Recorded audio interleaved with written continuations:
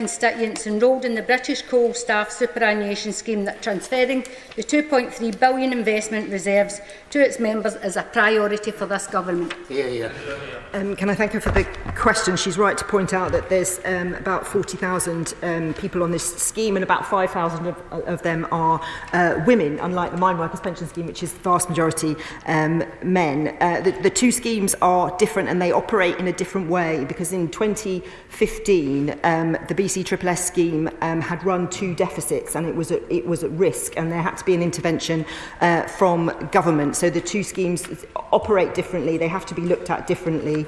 The government actuarial team are currently working their way through the mine workers pension process. We are now working with officials. I'm meeting with officials later today to talk about this more, to see what we need to do. I have to stress it's very complex. We're talking about billions of pounds worth of assets, but we are absolutely receptive to calls from the trustees, and I will be meeting with them again soon. Dan Tomlinson. Question number 4, Mr. Speaker. Sarah Stay. Thank you, Mr. Speaker. We're driving forward at speed to deliver clean power by 2030. Last week, the government introduced the Planning and Infrastructure Bill, which will enable the biggest expansion of the grid for generations, sweeping away the connection delays to the queue that held us back for too long under the last government, and reforming the planning system to speed up delivery. We've also laid out for the first time legislation to provide households near new or upgraded pylons £250 a year off their energy bills for 10 years as part of our commitment to deliver meaningful benefits for communities hosting clean energy infrastructure. Dan Tomlinson. Thank you, Mr. Speaker. Does the Secretary of State agree with me that community energy has a vital role to play in the transition to cleaner and greener power? And would he accept an invitation to come to my constituency in North London to visit Community Energy Barnet, who are working on one of the largest community energy projects in the country? I always like visiting North London, Mr. Speaker, and I would very much like to accept an invitation from my honourable friend. He makes a really serious and important point about community energy. If you look at Germany and Denmark, they have done much better on community energy than us. That's a really important role for Great British Energy, and we'll be saying more about this in the coming weeks. Sir Oliver Dalden. Does the Secretary of State share my concern about reports of persistent misconduct from Drax regarding cutting down old growth forest and burning it at that power station? To be clear, this is a company that chops down pristine forests, ships it halfway across the world to burn in the United Kingdom and claims it's sustainable. Will the Minister look again at the large amounts of subsidies that have been approved by this current government to that company? I don't know whether the right honourable gentleman, who I have great respect for, was at my honourable friend's statement on precisely this question. He will be delighted to know that under the new arrangements that this government agreed, there's been an absolute transformation when it comes to the scale of subsidy to Drax. It's halved in terms of the impact on bills, with a windfall tax. I'm sure he's in favour of a windfall tax when their profits go above a certain level, and much, much higher standards of sustainability. We should take these issues seriously. He's right about that. Whereas, Mr. Speaker, they abandoned the economy, the NHS, the justice system and immigration. Now the Conservative Party is joining the dunce corner inhabited by their reform collaborators and other climate change deniers. Does the Minister agree with me that, unlike this government, which recognises the 2030 triple benefit of energy security, transition to renewables and job creation, the Conservative Party has no solutions to 21st century Britain? I mean, my honourable friend shouldn't be so shy and retiring, in my view, Mr. Speaker. I think my honourable friend makes a really important point. I listened to the interim Shadow Secretary of State on the radio this morning, and he made net zero 2050 sound like a target dreamed up by me. It wasn't dreamed up by me. It was Theresa May, the former Conservative Prime Minister, when he was the PPS who legislated, when he was the PPS, he was supposed to be the man implementing it, legislated for net zero by 2050. Why? It's the right thing to do, so we can have clean homegrown energy, so we can get the jobs, and so we can protect future generations. Seamus Logan. Mr. Speaker, the plans for a green generator at the Peterhead power station in my constituency are shovel ready. but they depend on approval for the Acorn project at St Fergus. Now, on November the 12th last year, the Minister stated in response to a question from me that the Track 2 projects, there would be more information available in coming months. So given that 4 months have now passed, can the Minister provide an updated timescale on the outlining what these next steps are? Yes, look, I support the Acorn project. It is a really, really important project. The right place to make decisions for this is, for the reasons he will understand, will be at the spending review in June. Sarah Edwards. Question number 6, Mr. Speaker. Minister. Mr. Speaker, look, we know that people are worried about their energy bills and that too many are struggling to afford them. That's why we agreed £500 million of industry support alongside our Warm Homes discount to ensure that £1 billion of support was available for households that are struggling with their energy bills this winter. We will continue to take action to support consumers in the short term as we sprint towards clean power in order to bear down on energy bills for good. Sarah Edwards. Thank you, Mr. Speaker. In my constituency, a local hospitality business's energy provider, E.ON, has behaved appallingly, back-billing and incorrectly billing, leaving them nearly bankrupt. Whilst I welcome the new expanded remit of the Energy Ombudsman, we need to ensure that they have the capacity and the powers to protect businesses. Would the Minister meet with me to discuss this case, and can they outline what the government is doing to ensure that our local businesses are not driven to bankruptcy by outrageous behaviour of energy suppliers? Mr. Speaker, I'm happy to meet with my honourable friend to discuss this case, but let me be very clear about this. There are clear rules in place to protect consumers from unfair back-billing, and energy companies must comply with these rules. I've met with Energy UK, the industry body, and Ofgem in order to reinforce our expectation that if rules are not complied with, Ofgem will take enforcement action. But look, there is a broader point, Mr. Speaker, which is that we have to ensure that the energy market is working for consumers and is fair. And that's why we're reviewing Ofgem to ensure that it has the mandates, the duties, the powers, including the Energy Ombudsman, in order to be an effective and strong consumer champion. George Freeman. Thank you, Mr. Speaker. For the record, I and my constituents are proud of the Southern North Sea development as the largest wind farm in the world under the last government. But what we are not happy about is this government's rush to force our consumers to pay higher bills, see a very, very important agricultural area of Norfolk turned at vast subsidy into farmers farming solar panels rather than the food and the security, the affordability we need, abandoning agricultural leadership in net zero. Can she reassure my consumers that £250 is an adequate compensation for higher bills and the defoliation of a large part of Norfolk in her rush for ill-thought-out net zero targets set in London without any consideration?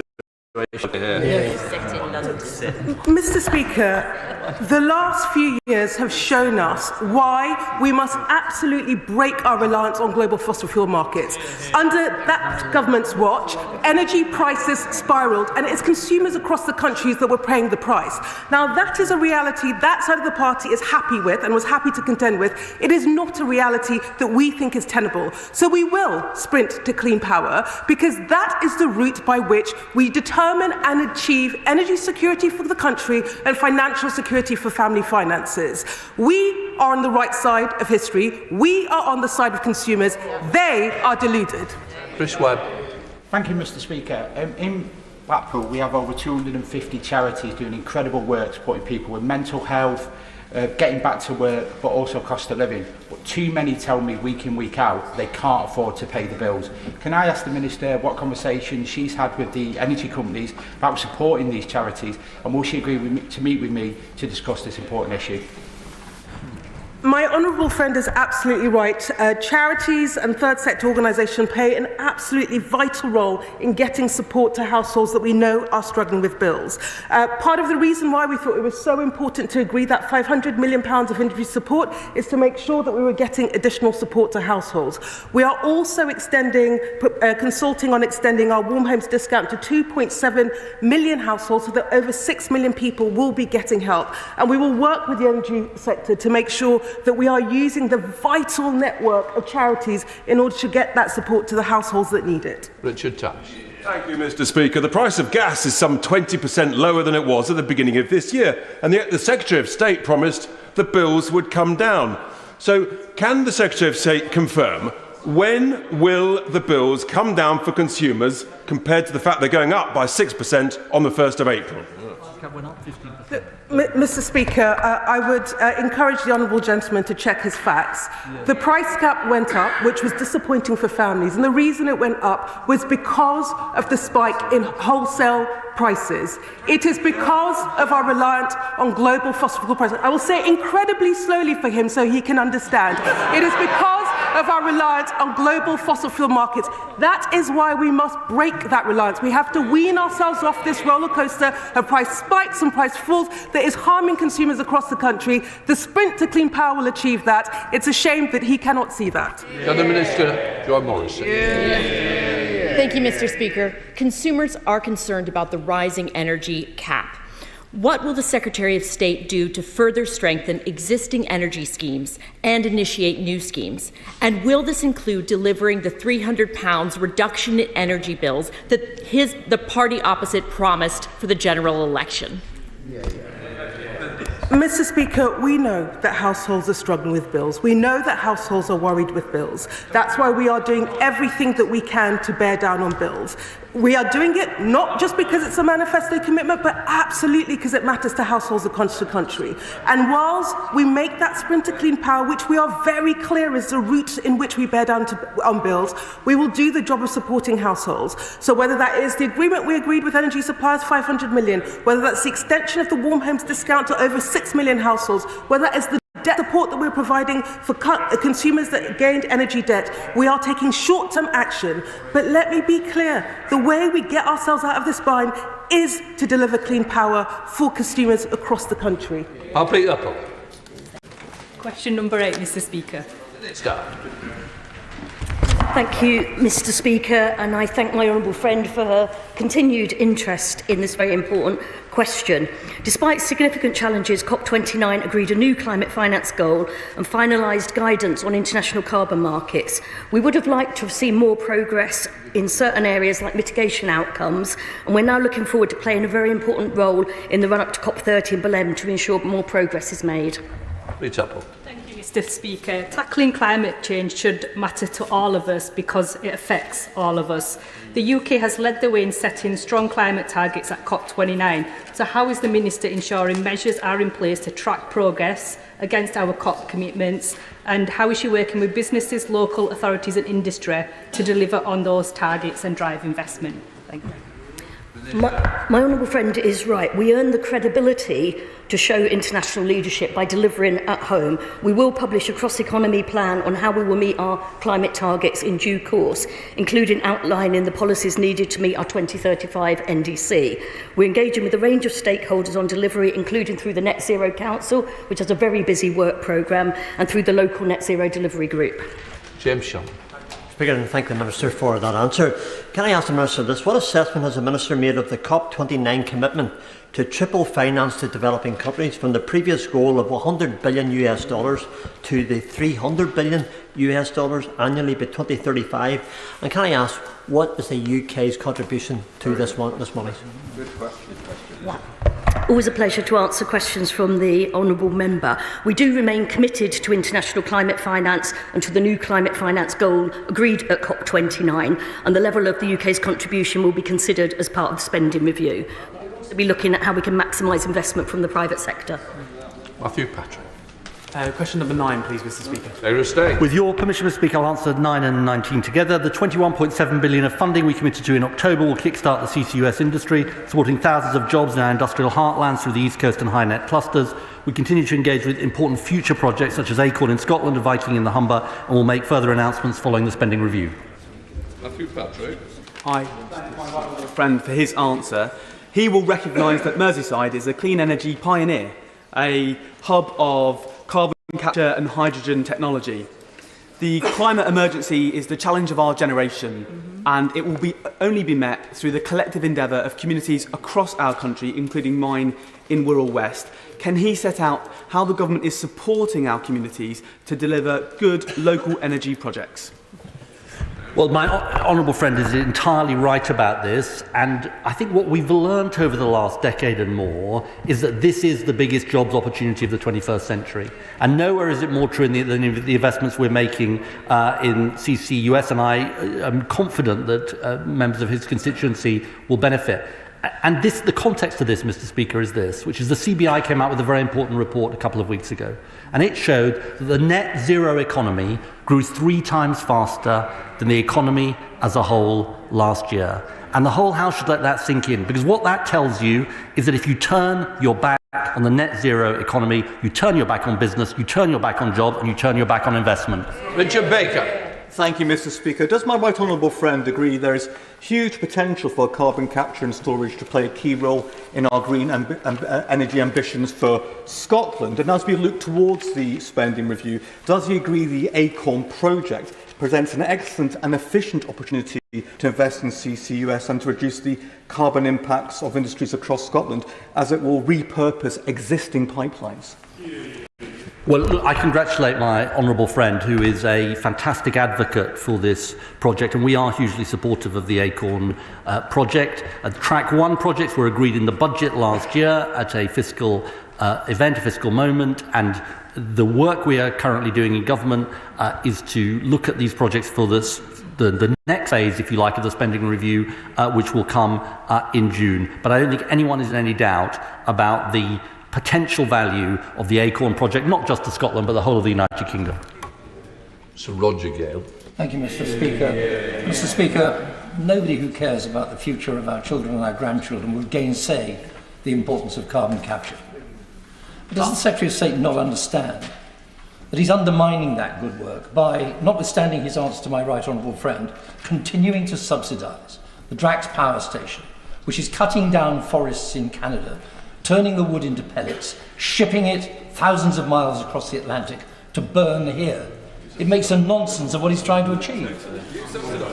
I don't agree with the honourable gentleman, for whom I have great respect. The thing I would say to him is this, that the situation we inherited from the last government meant that we had to look at issues of security of supply and issues of how we got the best deal for bill payers. And that's what we did, and that's why we made the statement we did on Drax. For the longer term, he is absolutely right that we need to move away from unabated biomass, and we need to look at all of the possibilities that we can have to ensure that we move towards net zero, and that is what this government is doing. Yes, Brownfellow. Mr. Speaker, will the Secretary of State join me in congratulating the 6 students from Bourne Community College that came to Westminster yesterday to present their report on the future of hydrogen storage as a net zero approach to aviation? And does he agree with me that students engaging with STEM are actually really excited by the potential of clean power and carbon capture, and properly funding STEM in our schools will provide us with the next generation of scientists and engineers to help us achieve these goals? I warmly join the honourable lady in congratulating the 6 students that she mentioned from her constituency, and I'm sure that I speak for all members of the House that when we meet young people who are engaged in the potential of clean energy technologies to transform our country and our world, it is just an incredibly important reminder both about the potential this has in terms of jobs, but also our duties to those future generations. Democrat spokesperson Edward Brother. Thank you, Mr. Speaker. The IPPC has made clear that by 2050 we need to be removing 10 billion tonnes of carbon from the atmosphere every year if we're to stand a chance of keeping below the 1.5 degree target. It's clear that carbon removal, and not just carbon capture and storage, will play a critical role if we want to avoid a climate disaster. In the face of the party to my right once again embracing climate denialism, what steps will the government be taking to support the research, development and deployment of carbon removal technologies, ensuring that British companies become leaders in this emerging sector? Well, I can thank you. I thank the honourable gentleman for his question. I can tell him that my honourable friend, the Minister for Industry, did a round table with a whole range of industry voices on this precise topic last week. He is right about this, and there is scepticism about CCS in some parts of academia and others. All of the evidence I've seen is from the Climate Change Committee, the IPCC and others, the IEA, is that CCUS technology has a crucial role to play in something like 20% of emissions. But he's also right that carbon removal, if you like, is the sort of next stage of that journey, and that is something my department is heavily engaged in. Andrew Snowden. Question number 10, please, Mr. Speaker. Minister. Thank you, Mr. Speaker. With permission, I'll answer questions 10, 13 and 17 together. Nuclear power is at the heart of our mission to make Britain a clean energy superpower, not just providing energy security, but driving billions in investment and creating thousands of highly skilled jobs. Great British Nuclear is on track to make final decisions in its small modular reactor competition this spring, while a final investment decision on Sizewell C will be made in the spending review. Andrew Snowden.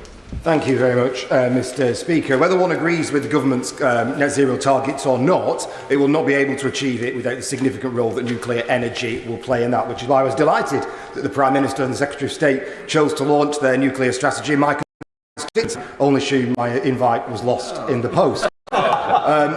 But as a key part of that is the nuclear fuel strategy and the nuclear fuel industry in this country. Because as we've seen from aggressive actions from Russia and other countries that have pushed Western commercial providers out or have dominated elements of the nuclear fuel enrichment and manufacturing market, it is ever more important for our national security that we develop that whole life cycle nuclear fuel production. So as part of the strategy, when will the government be announcing the concrete steps they will be taking to improve the whole life cycle of manufacturing of nuclear power? The honourable gentleman makes a good point, and of course the Prime Minister, the Secretary of State and indeed the Minister for Nuclear in the other place has visited and seen the good work that is happening in his constituency, and of course I think just shy of £20 million has gone in to that work from government grants to help develop those nuclear fuels, and of course it will be part of the future. And when we are looking at whether it's the big nuclear development, Sizewell, Hinkley, whether it's the SMRs, whether it's the AMRs, all of these things need to be in the mix, and he's absolutely right to make the point. Smith. Many of my constituents were pleased to see the extension of Heysham 1 and 2 late last year, and they'd like to see those long-term jobs for the future in the nuclear industry created in the North West. Does the Minister agree with me that it's thanks to this Labour government that we are ending the legacy of no new nuclear being built that we saw under the last government? I completely agree with my honourable friend. The party opposite built no new nuclear in 14 years. Small modular reactors will bring energy efficiency and economic growth to many parts of this country, and under the current law, each new reactor design is classed as I agree with my honourable friend. We are working at pace, and we will make sure that we have the answer on the SMRs shortly. We will have the answer on Sizewell in the spending review, and of course the future has to have a big part of nuclear in it. Peter Prinsley. Thank you, Mr. Speaker. So, small modular reactors, as the Minister says, will play an important part in delivering clean, cheap and secure energy across this country. However, current rules require that any reactor has to apply for regulatory justification, as if nuclear power was an entirely new practice instead of an existing one. So this delays reactors getting online, lowering energy bills for people across the country, including Bury St Edmunds and Stowmarket, by up to 2 years. So, will the Secretary of State consider working with her Cabinet colleagues to simplify the system, recognising nuclear energy technology is an existing practice, and therefore accelerating the deployment of small modular reactors? Another adjournment. I will happily investigate this issue further that my honourable friend has raised. Of course, there's two pieces of work going on in this space. There's the draft nuclear planning policy statement and there's the nuclear regulatory task force. But of course, we want to make things as easy and as we can, and I'm very happy to talk to him further. Blackman. Thank you, Mr. Speaker. And small modular nuclear reactors are clearly the way forward in terms of decarbonising the grid. However, constant delays have actually held this up. So when does the Minister expect to be able to announce the first one being brought into operation, And when does she expect it actually to start work? Well, I'm hoping we'll take less than the 14 years that the previous government failed to deliver anything.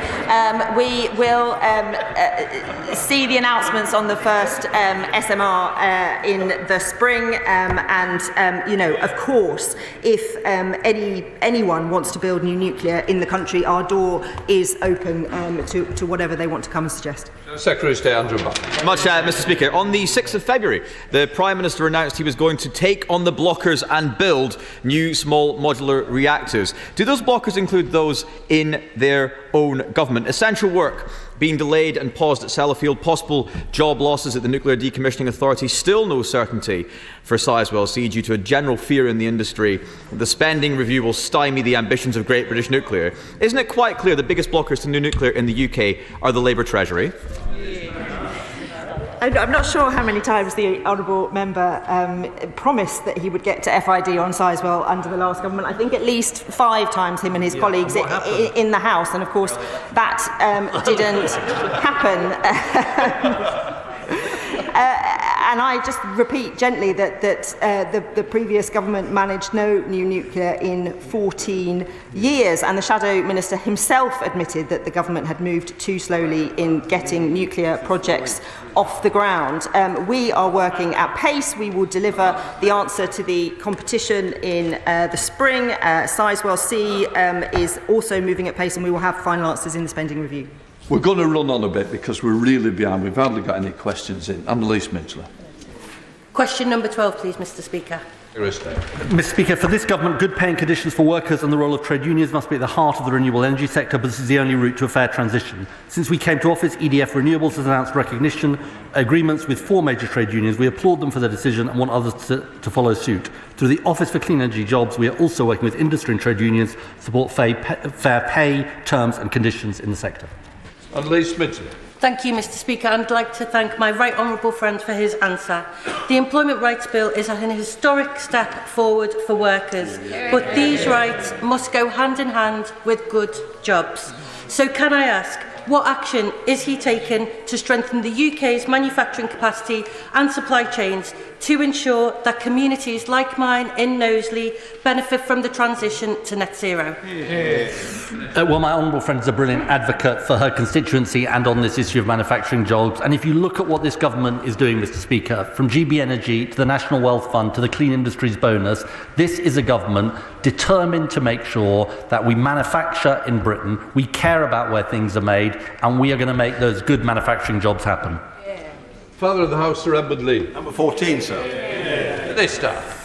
Thank you, Mr. Speaker. Meeting our clean power mission will require a significant increase in the deployment of both ground mount and rooftop solar projects. As well as consenting record amounts of ground mounted solar, we want to see a much greater deployment of rooftop solar power, and we'll soon publish the solar roadmap, work which was started under the previous government to bring together our next steps in this area. The government says that only 1% of agricultural land is going to be taken by solar farms, but in the pipeline around Gainsborough there are already 10,000 acres going to be put onto solar farms, another 4,000 announced a couple of weeks ago. Up to 15% of my constituency, the most arable, the most fertile in the country. So I just make one request to the Secretary of State. I think it's quite reasonable. When he considers these applications, we look at them in the round, not just take one individual one, but look at their cumulative effect on food production and on the local environment. Quite a reasonable request. Well, I would just say on the question of even under the most ambitious scenarios, less than 1% of agricultural land would be occupied by solar farms. He makes a point around how these are holistically planned, and I think this is why it's so important we've taken forward strategic spatial energy planning so that we can have that coherent view of the entire energy system. It's work we should have done many, many years ago. We're now moving at pace to do that. But individual planning applications are obviously...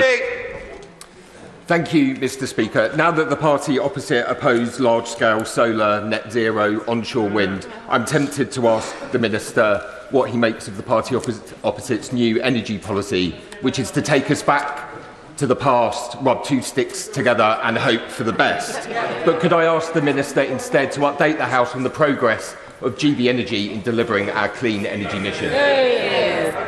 Well, I think we've rehearsed the arguments about the absolute failure of the previous government for the past 14 years, and they've just gone further back on it today. But on the question of GB Energy, I was delighted to be in Aberdeen yesterday to join the board of Great British Energy for their first board meeting. The bill will soon, we hope, complete its passage through Parliament, and then it can get on with delivering for the British people. We come to topicals. Thanks, Mr. Speaker. Mr. Speaker, Britain is 1% of global climate emissions. China is the world's largest emitter. Yet no UK Energy Secretary has visited in 8 years to make the case for why China needs to do more. That's why I've been in Beijing making the case for climate action, because engagement, not negligence, is what fighting for Britain looks like. On climate, as on so much else, this government believes that Britain can only protect our national interest by engaging on the international stage.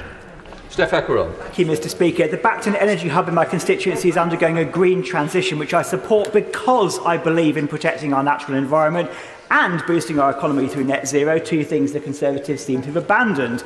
Green hydrogen at Bacton needs wind power to be brought in from the coast. Will the Secretary of State help make this happen, and will he visit Bacton with me in person to see the potential for himself? Well, this, among many others, is a very, very important potential project, and I think the honourable gentleman is right to make the case for it.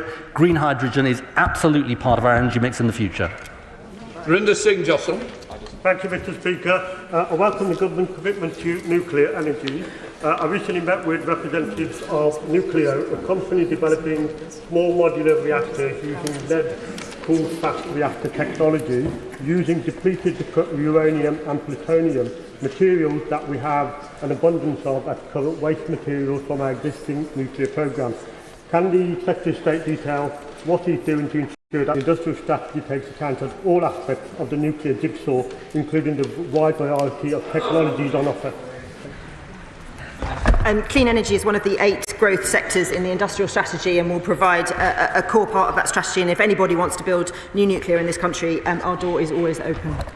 Andrew Bowish, Mr. Speaker, last month with surprising little fanfare from the Department or the Secretary of State, the Climate Change Committee published Carbon Budget 7, and among the more eye-watering recommendations was the figure put on the cost of meeting the obligations. Mr. Speaker, it was £319 billion over the next 15 years. Front-loading, there will be a net cost to industry every year until 2050. Can I ask the Secretary of State, is this exorbitant cost the reason he cancelled his department's review into the whole system's cost of net zero commissioned by his predecessor?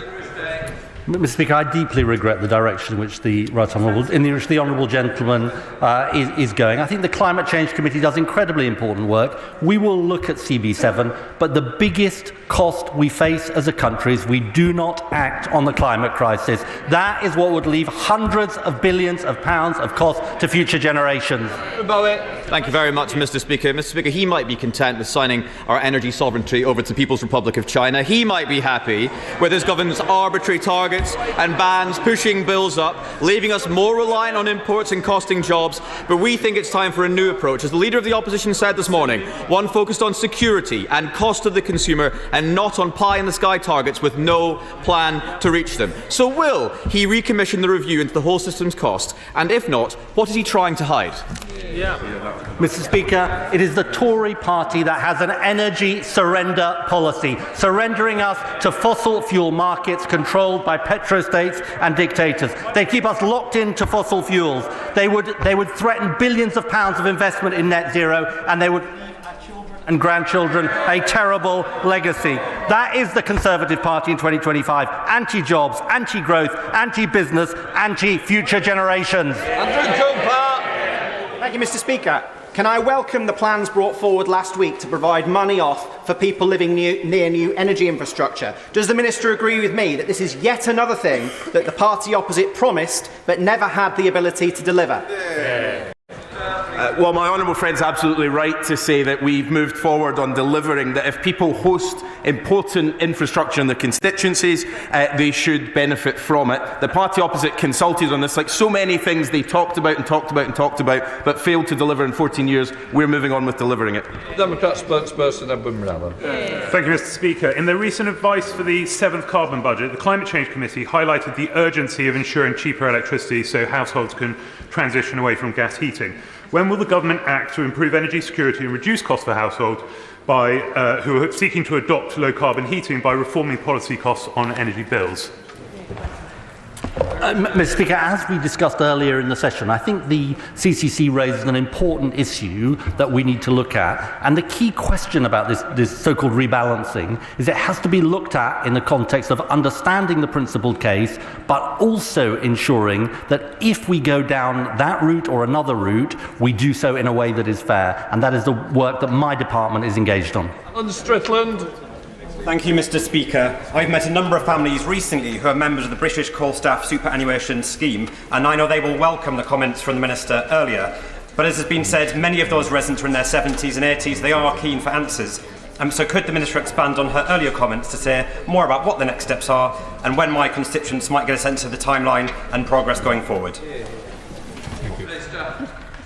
Can I thank him for his concern for his constituents? I'm very receptive, as I said, to calls from BCSS trustees. I wrote to the Chancellor. The Chancellor sent back a positive response, and we are now taking the next steps in this process, and I will be reconvening trustees to meet and talk about it again. Joshua Reynolds. Mr. Speaker, Martin, a disabled resident, lives in his park home in Maidenhead. His boiler broke down 2 months ago and has faced significant challenges. Unable to apply for the boiler upgrade scheme, as park homes do not get EPCs, and the National Energy Foundation having visited 3 weeks ago but still not providing him a response. Could the Secretary of State outline what support he can give Martin and other elderly residents without heat or hot water?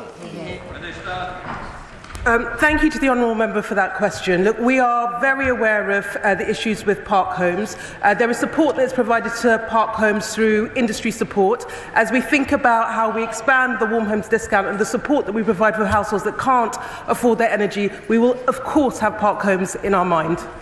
Chris Murray.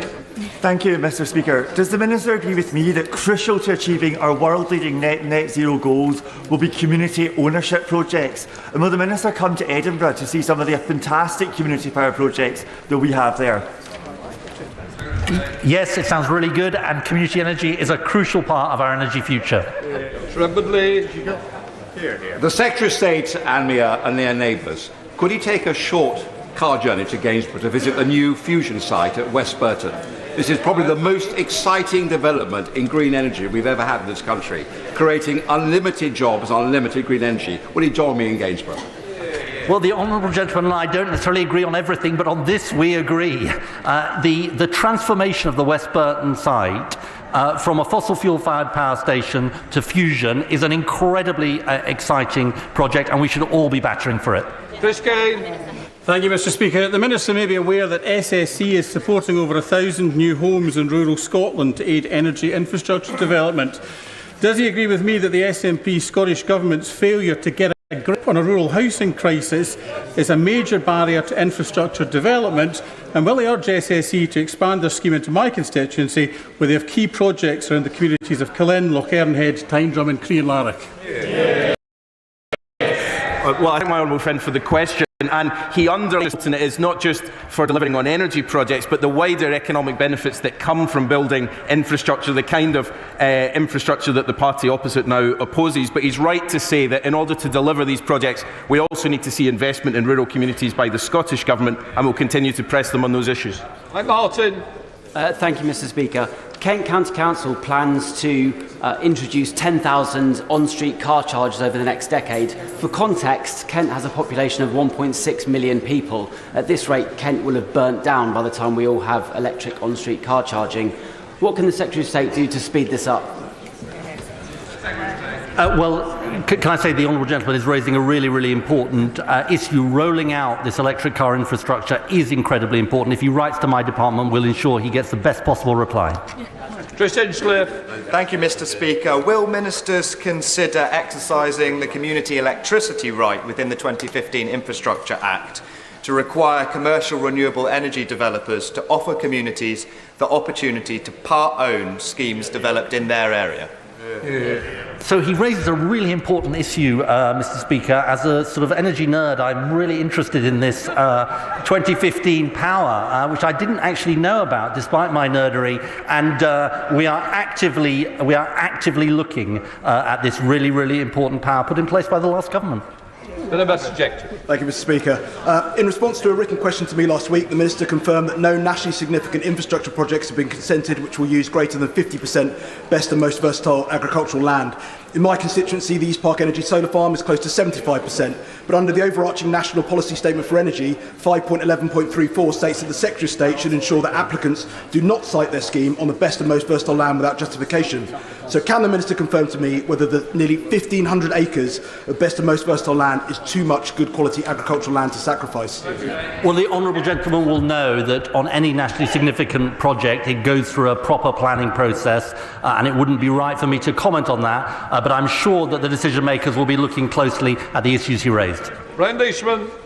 Much, Mr. Speaker. There is to be a much reduced testing process of oil at the import terminal at Grangemouth, and if this imported oil doesn't pass these reduced tests, it can't be used, leading to Scotland suffering a fuel shortage. Is the Secretary of State concerned at this?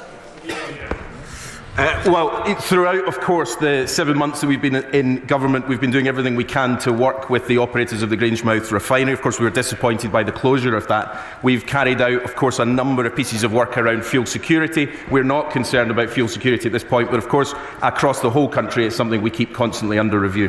Thank you, Mr. Speaker. While the Leader of the Opposition thinks achieving net zero is impossible without, quote, bankrupting us, for communities like Severn Beach in my constituency, investment in low-carbon energy could create valuable skilled jobs. What steps will the government take to ensure that the area around the River Severn gets the investment it needs to realise its potential? The honourable lady is absolutely right. The opposition is off to the wacky races, frankly. Mr. Speaker, when it comes to net zero, we on this side know, and this government knows the truth, that net zero is the economic opportunity of the 21st century, and under this government, we will seize it. CCUS is a central plank of the Humber 2030 vision. Has the Secretary of State got any plans to meet with the Humber Energy Board, and if not, would he join me in doing so? I talk on every day to the Honourable Lady about her constituency, and I'm very happy to meet with whoever she wants me to, because we think this is incredibly important. The opportunities for her area and the Humber are great if we can harness the talents of the people she's got in her constituency. Adrian Ramsey. Thank you, Mr. Speaker. Requiring developers to include solar panels in all new homes and buildings would be extremely popular with the public and help deliver net zero targets. Could the Secretary of State give an update on his discussions with the Secretary of State for Housing, Communities and Local Government on including mandatory solar as part of the Future Homes Standard? The honourable gentleman raises an important point, and this is something that we are actively working on in government. Whatever your view on ground-mounted solar, and we on this side think ground-mounted solar has a role, we do need solar panels on rooftops. It is a really important opportunity. While we're about it, maybe the honourable gentleman can start supporting our plans on planning and infrastructure so we can build the clean energy infrastructure we need. Jonathan Brash. Mr. Speaker, the Secretary of State will be aware of the ongoing work to deliver new nuclear investment in Hartlepool. Billions of pounds are on the table and jobs and skills for generations to come. Will he meet with me to discuss how we can get this deal over the line? New nuclear is an essential part of our future energy plans, Mr. Speaker, and myself and my ministers are absolutely delighted to meet with the honourable gentleman to discuss those plans. Stephen Flynn. Speaker, I welcome the warm words earlier from the Secretary of State in relation to the Acorn project. How confident is he that the Chancellor is listening? Across government, including the Chancellor and the Prime Minister, Mr. Speaker, and I speak as an old lag in these things, we have never had a Prime Minister and a Chancellor so enthusiastic and committed to the net zero agenda and what it can do economically for our country. And so the honourable gentleman should definitely take heart from that. Right, final question, Luke Mayor. Thank you, Mr. Speaker. Teesside is seeing thousands of jobs coming on stream in carbon capture and storage, but it seems the new energy policy from the Conservatives would put those jobs at risk. Will the Secretary of State recommit his commitment to this industry, and will he work to establish a Europe-wide CO2 market to bring in investment and jobs to our region? My honourable friend puts it so well, Mr. Speaker. This is the economic opportunity of our time. Our investment in carbon capture and storage shows what is possible. The desperate request for attention by the opposition that we have seen today is anti-business, anti-jobs, anti-growth, anti-investment, and the wrong choice for Britain. We'll now let the front benches change over.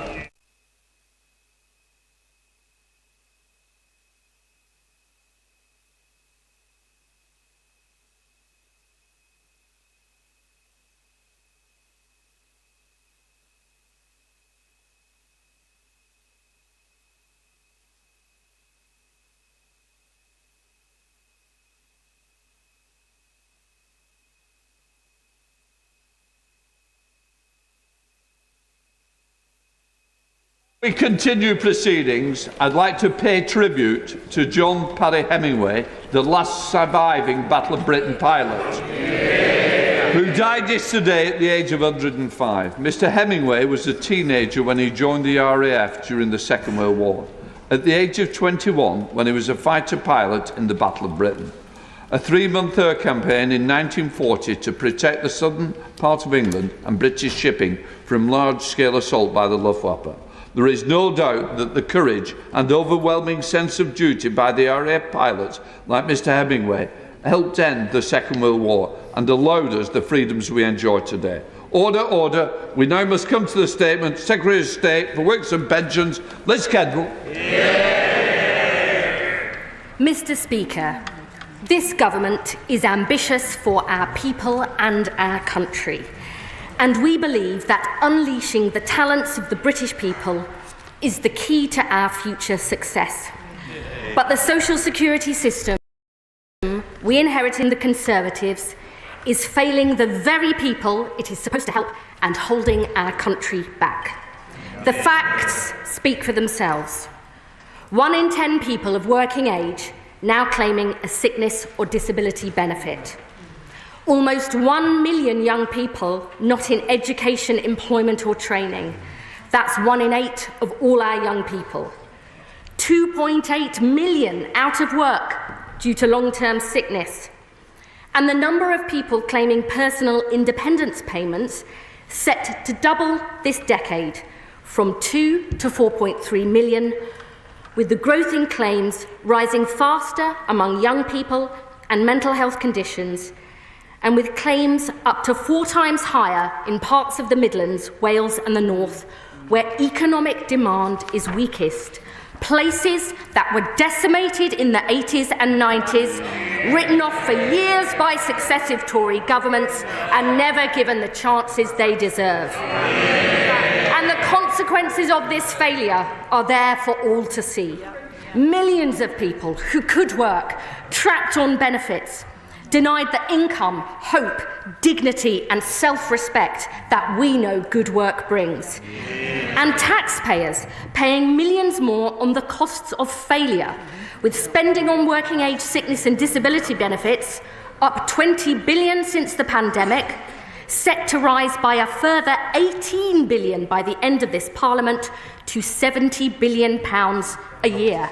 And it is not like this in most other comparable countries, where spending on these benefits since the pandemic is either stable or falling, whilst ours continues to inexorably rise. This is the legacy of 14 years of Tory failure. And today, Mr. Speaker, we say no more. Since we were elected, we have hit the ground running to get more people into good work through our plan for change. We're investing an extra £26 billion into the NHS to drive down waiting lists and get people back to health and back to work. We're improving the quality of work and making work pay with our landmark employment rights legislation and increases in the national living wage. We're creating more good jobs in every part of the country, in clean energy and through our modern industrial strategy. And we are introducing the biggest reforms to employment support in a generation with our £240 million Get Britain Working plan. Today, our Pathways to Work Green Paper sets out decisive action to fix the broken benefits system, creating a more proactive, pro-work system for those who can work, and so we protect it for those who cannot work now and for the long term. Mr. Speaker, I know as a constituency MP for 14 years that there will always be people who can never work because of the severity of their disability or illness. Under this government, the social security system will always be there for people in genuine need. That is a principle we will never compromise on. But disabled people and people with health conditions who can work should have the same rights, choices and chances to work as everybody else. That principle of equality is vital too. Because far from what members opposite would have you believe, many sick and disabled people want to work with the right help and support. And unlike the Conservatives, that is what we will deliver. Mr. Speaker, our first aim is to secure a decisive shift towards prevention and early intervention. Almost 4 million people are in work with a work-limiting health condition, and around 300,000 fall out of work every year. So we've got to do far more to help people stay in work and get back to work quickly, because your chances of returning are 5 times higher in the first year. Our plans to give statutory sick pay for 1 million of the lowest paid workers and more rights to flexible working will help keep more people in work. The Workwell programme is trialling new approaches, like GPs referring people to employment advisors instead of signing them off sick. And our Keep Britain Working review, led by former John Lewis boss Sir Charlie Mayfield, will set out what government and employers can do together to create healthier, more inclusive workplaces. So we help more employers offer opportunities for disabled people, including through measures like reasonable adjustments, alongside our Green Paper consultation on reforming access to work so it is fit for the future. And today, I can announce another step. Our Green Paper will consult on a major reform of contributory benefits, merging contributions-based job seekers allowance and employment support allowance into a new time-limited unemployment insurance paid at a higher rate without having to prove you cannot work in order to get it. So if you have paid into the system, you'll get stronger income protection while we help you get back on track. Our second objective is to restore trust and fairness in the benefits system by fixing the broken assessment process and tackling the perverse incentives that drive people into welfare dependency. Now, members on this side of the House have long argued that the work capability assessment is not fit for purpose. Going through the WCA is complex, time-consuming and often stressful for claimants, especially if they also have to go through the PIP assessment. And more fundamentally, it's based on a binary can-can't work divide, when we know the truth is that many people's physical and mental health conditions fluctuate. The consultation on the Conservatives' discredited WCA proposals was ruled unlawful by the courts.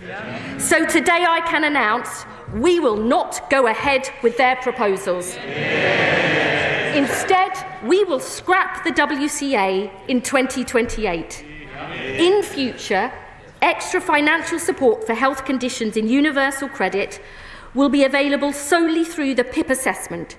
So extra income is based on the impact of someone's health condition or disability, not on their capacity to work, reducing the number of assessments that people have to go through, and a vital step towards de-risking work. And, Mr. Speaker, we will do more by legislating for a right to try, guaranteeing that work in and of itself will never lead to a benefit reassessment, giving people the confidence to take the plunge and try work without the fear this will put their benefits at risk.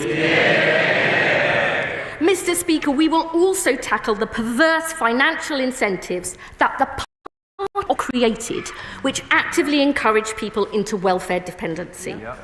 The Tories ran down the value of the Universal Credit Standard Allowance.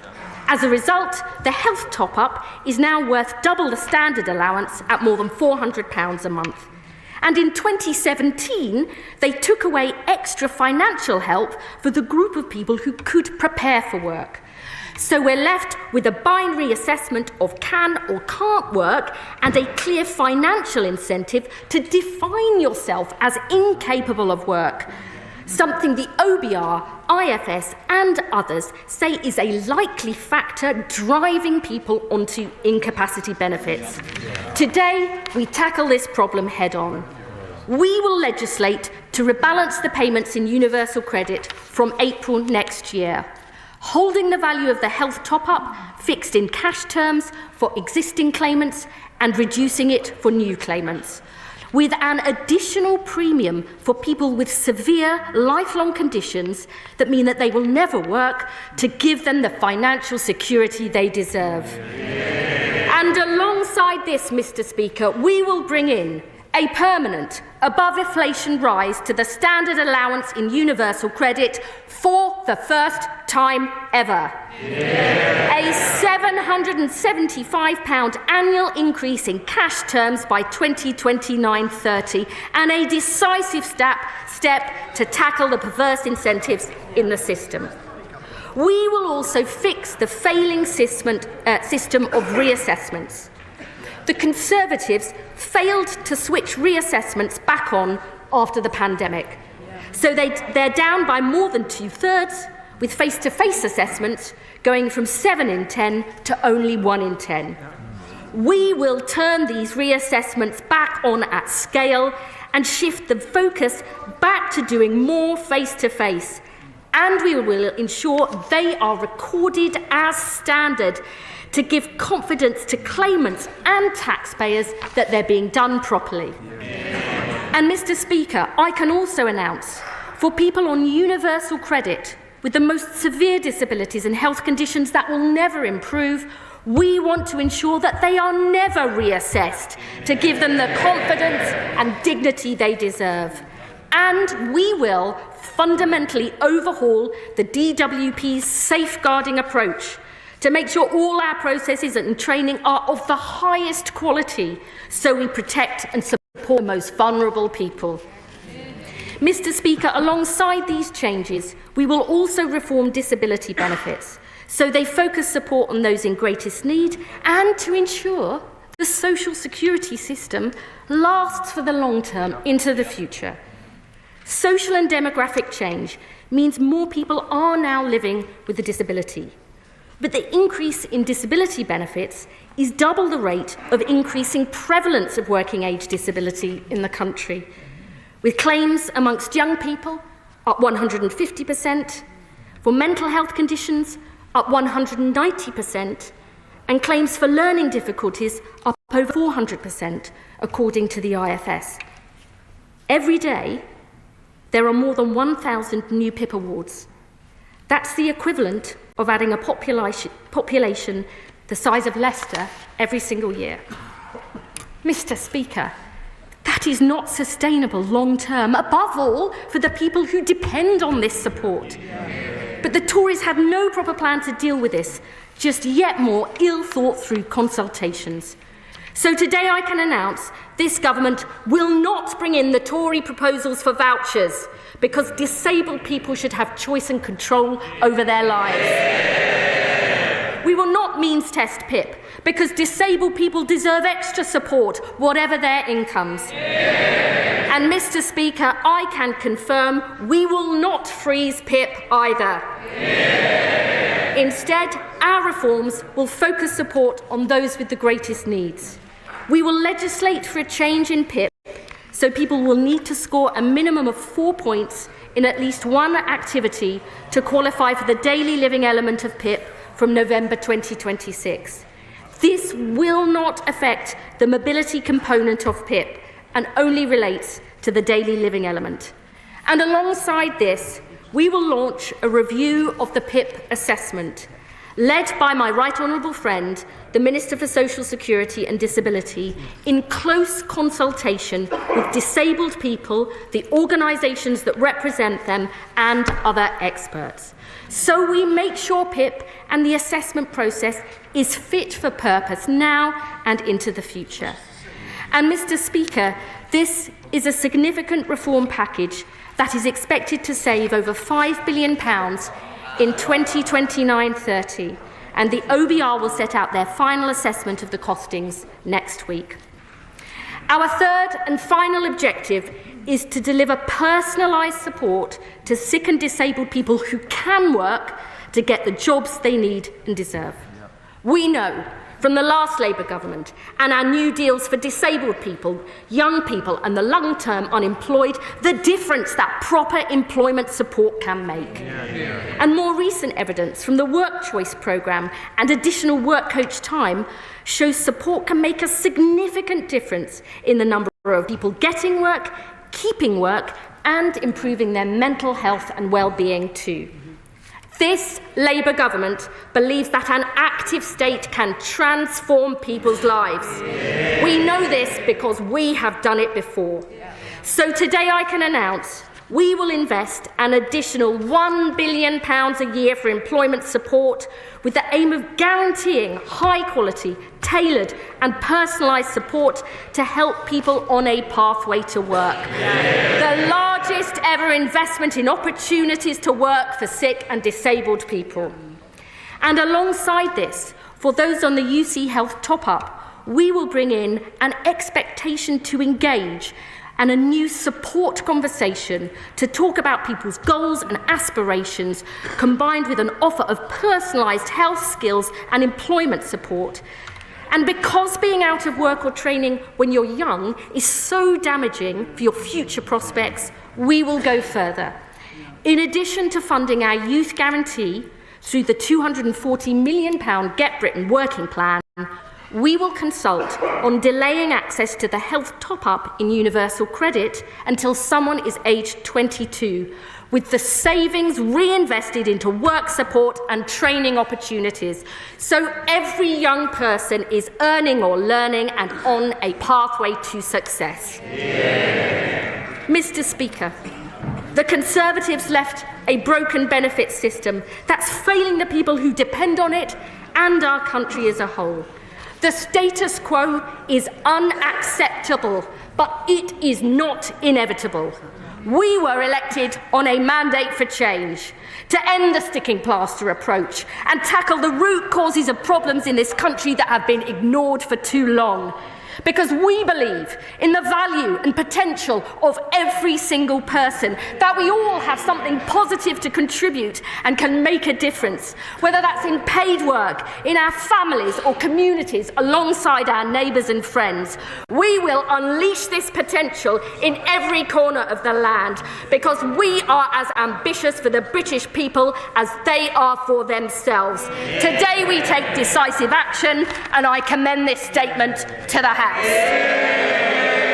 Shadow Secretary of State Helen Whately. Thank you, Mr. Speaker. And I thank the Right Honourable Lady for advance sight of her statement. She and I agree on one thing. The welfare bill is too high. Left unchecked, it will rise to 100 billion by the end of the decade. Spending more on sickness benefits than we do on defence is not the sign of a strong country. And this isn't just a question of money. We have 3 million working-age people not working due to ill health, not filling the roles businesses need, not contributing to our economy, not fulfilling their own potential. Now, the best way to get the welfare bill down is to get people off benefits and into work. That is what we did year after year after taking office in 2010. Despite the once-in-a-century pandemic, there were 4 million more people in employment when we left office than the mess we inherited from Labour. Before the pandemic, economic inactivity was at a historic low. But it's true that then we started to see a new phenomenon: growing numbers of people claiming sickness benefits, and particularly worryingly, young people. A system set up with good intentions to protect the most vulnerable in society had over time morphed into something broader, driven in part by but not always helpful medicalisation of life's ups and downs. In government, we identified this problem. We worked up plans to tackle it, but at every point, Labour opposed them. In fact, the Chancellor said that not one single penny could be saved from benefits. So when they came into office, not only did they cancel or delay pretty much everything we handed over, they had no plans of their own. They walked into the department with empty notebooks. All they'd done in opposition is oppose, instead of the hard work of coming up with their own answers. That's why the country has had to wait another 8 months for this announcement. And in that time, taxpayers have shelled out £7 billion in extra sickness benefits. Nearly 500,000 people have been signed off sick. In fact, 60 people were signed on to sickness benefits while the Right Honourable Lady was talking. Nonetheless, I have been looking forward to hearing what she would announce today, and which of the many things briefed out to the media her spinning policy wheel would eventually land on. Governing is hard. We know that. In the last few weeks, they have made it look really hard. But nothing compared to how hard life can be for a severely disabled person. Somebody for whom getting up, getting dressed, getting breakfast, things most of us here found easy to do this morning, they find hard, if not impossible. For some people, the last few weeks has been deeply frightening. They will be glad for the uncertainty to finally be at an end. Mr. Speaker, I can genuinely say that I want the Right Honourable Lady to succeed, and I welcome her commitment today to increase the number of reassessments and that more of these will be taking place face-to-face and recorded. I welcome the investment in employment support for disabled people. And of course, I welcome her re-announcing a host of things that we were doing in government. Scrapping the work capability assessment and creating a single assessment. That is already government policy, due to come in 2026-27. Her big idea seems to be to delay this until 2028. Merging New Style JSA and ESA into a new time-limited higher rate, a proposal we worked up in government. Tightening up eligibility for PIP, a consultation we launched, and by the way, would have gone much further on. Ending reassessments for people whose health conditions won't improve, we consulted on. Their right to try guarantee sounds remarkably similar to our chance to work guarantee. And of course, her continued support for Workwell, a programme I launched with the now Shadow Chancellor. In fact, the only original idea I can see in their entire announcement is increasing the rate of unemployment benefits. A Labour policy, if ever I heard one. Mr. Speaker, this is a now or never chance to seize the moment, a now or never for millions of people who will otherwise be signed off for what could end up being a lifetime on benefits. But this announcement today leaves me with more questions than answers. How many people will this help back into work? By when? Surely we haven't been waiting 8 months just for another green paper. Where is the Fitnote reform crucial to stem the flow of people onto benefits? Where is the action on people being signed off sick for the everyday ups and downs of life? Why is she only planning to save $5 billion when the bill is forecast to rise to over $100 billion? And do the savings she's announcing today include the $5 billion savings we had already agreed with the OBR for reforming the work capability assessment? Because if so, she has made virtually no savings of her own. What is the saving net of the additional expenditure planned? Fundamentally, this is too little, too late. The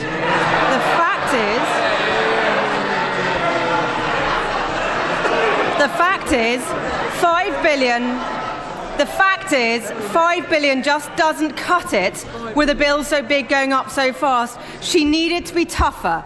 She should be saying, no more hard-working taxpayers funding the family next door not to work. No more free top-of-the-range cars for people who don't need them. No more sickfluencers helping people to claim money they don't need. And now, before the Right Honourable Lady puts on her angry voice and leans across the dispatch box to shout at me about 14 years, can I gently say to her that everybody in this chamber and around the country knows that we lost and they won, and now her job is to govern, and it is my job to hold her to account. Our country needs everybody who can work to work. This principle should be at the heart of our welfare system. It is good for the taxpayer, good for the economy, good for the individual and their family who benefit from the security, dignity and purpose that work brings. And it means that those who genuinely cannot work get the support they deserve. But the fact is, fewer people work under Labour. It's happened every time they've been in office, and it's already happening now. They should have taken their time in opposition to come up with some meaningful reforms. They didn't, and the country is already paying the price. Secretary of State. Thank you, Mr. Speaker. I mean, I personally like the Honourable Lady a great deal, but her entire response seemed to be railing against her own party's failings and lamenting action her party itself failed to take. Too little, too late, it indeed will be the epitaph of the Conservative Party. One thing I do agree with is that this is a now or never moment, and I'm proud that this government is taking it, taking decisive action, ducking the challenges that have been ignored for too long. And also I would say, Mr. Speaker, I'm not interested in being tough. This is about real people with real lives, and we have to be careful how we talk about this. I'm interested in taking the right steps to actually change the system, to transform people's lives, and crucially, to ensure that we have a social security system that lasts in future. 1 in 3 of us will have a health condition in our lifetimes. 1 in 4 of us is disabled. And unless we as a country in the welfare state, the world of work and all of our public service wake up to that fact, that welfare state that the Labour Party created will not be there for future generations, as that is what we are determined to secure. This is a substantial package of measures that will save around £5 billion by 29-30. We will have to wait till the OBR comes up with its final costings on all of this at the spring statement. But I would just leave honourable members with this. The former Chancellor George Osborne said a decade ago, governments let unemployed people get parked on disability benefits and told they would never work again. Why? Because people on disability benefits don't get counted in unemployment figures that could embarrass politicians. The Labour Party isn't embarrassed about this situation. We're ashamed of the state the Tories left the country in. We will face up to our responsibilities. It's time honourable members opposite did the same. Chair of the Select Committee, Debbie Abrahams. Thank you so much, Mr. Speaker, and I thank my right honourable friend for her statement. I absolutely agree. Our social security system isn't fit for purpose, and I think the measures, particularly in terms of increasing employment support by £1 billion a year, by increasing the standard allowance of universal credit, something unfortunately the opposition failed to do when they were in government, will be really, really positively felt. I also appreciate the difficult financial circumstances we face ourselves, and in spite of the £5 billion being said by the party opposite to be a huge figure, it's actually the largest cut in social security support since 2015. And I would put that there are alternative, more compassionate ways to balance the books rather than on the back of sick and disabled people. I absolutely fundamentally believe that my right honourable friend is on the right course, and I implore my party to try and get our reforms to bed in first before we look to making the cuts, a point that others have also made. There's so much evidence of the adverse effects that the party opposite had with the cuts in support and the restrictions in eligibility criteria when they were in government, including the deaths of vulnerable people. And we can't have a repeat of that. So I would be grateful if my honourable friend could, as a matter of urgency, publish the analysis that they've had on the impacts, particularly on mental health impacts, and also to give an outline of when we are expected to respond. Thank you. I really thank my honourable friend for her response. Let me say straight off, we will be publishing the equality impact analysis and the poverty analysis alongside the spring statement. I know that she is a lifelong champion for sick and disabled people and has rightly raised concerns, including through the Select Committee, on vital issues like safeguarding, and I look forward to receiving the Select Committee's report on that to learn from the evidence they've received. I would just say that although this package is a substantial package with those estimated savings, spending on working age, sickness and disability benefits will continue to rise over this Parliament. The last forecast was that it would continue to rise by £18 billion. It is not a cut, as the Honourable Lady has said. These are really important issues. We need to work to get this right, to make sure the proper support is in place for people, and I really do genuinely look forward to working with the Select Committee to get all these proposals right. Steve Darling, the Liberal Democrat spokesperson. Thank you, Mr. Speaker, and I would first of all like to start by thanking the Secretary of State for sharing her statement in advance. That was extremely welcome. Liberal Democrats want to see more people in work, including those with disabilities. Sadly, the significant blocker for those people getting into work is the appalling state of our health and social care system left behind by the Tories to my right in more ways than one. And we desperately need the new Labour government to drive forward with reforms that actually see an investment in our health service to improve it.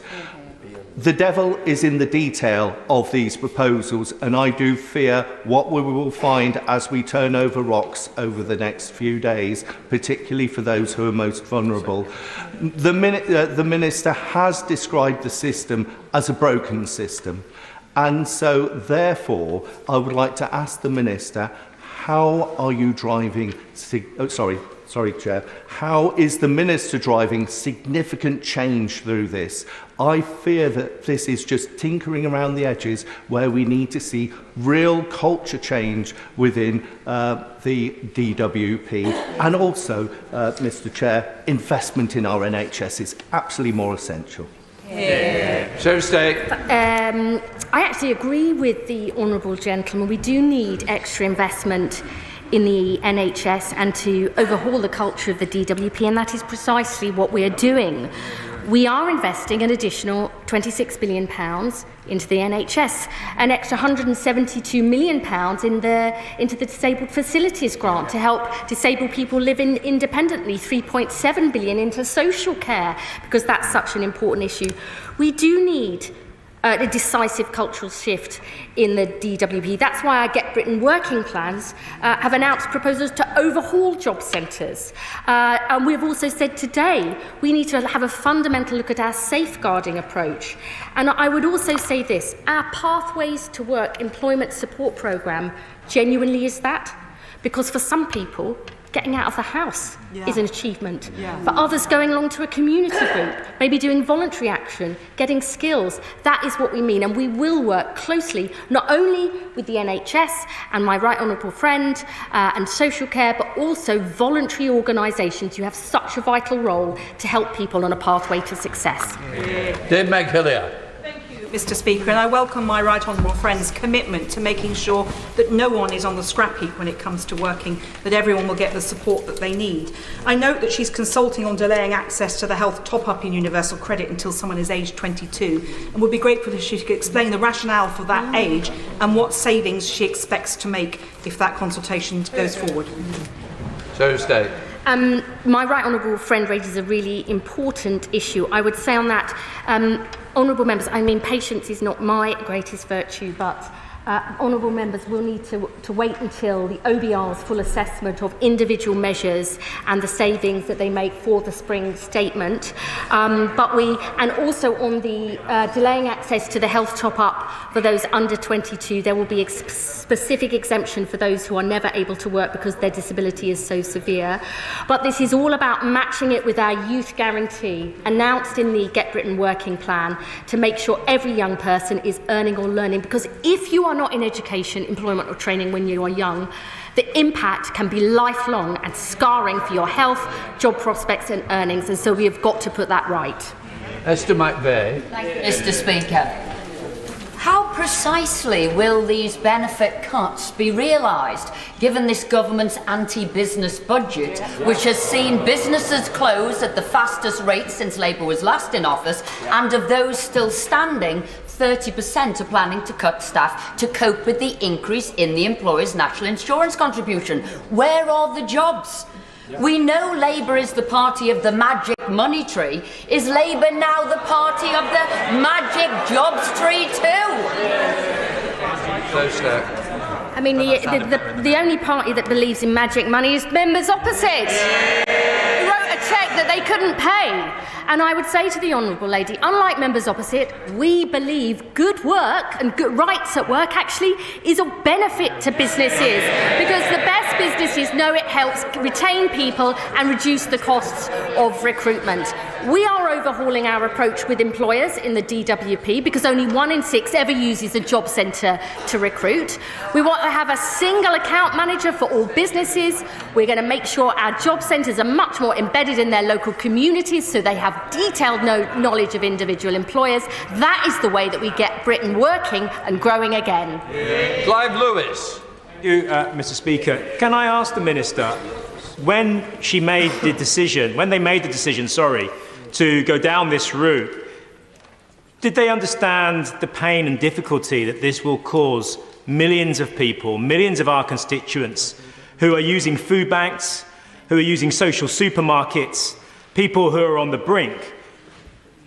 This £5 billion cut is going to impact them more than I think her department is giving credit for. And I would like her department to be able to look my constituents in the eye when I go back to them to tell them that this is going to work for them, because as things stand, my constituents, my friends, my family are very angry about this, and they do not think this is the kind of action the government takes. I have great respect for my honourable friend, but let me just say this to him. I've spent years chairing Feeding Leicester, the programme to end hunger in my city.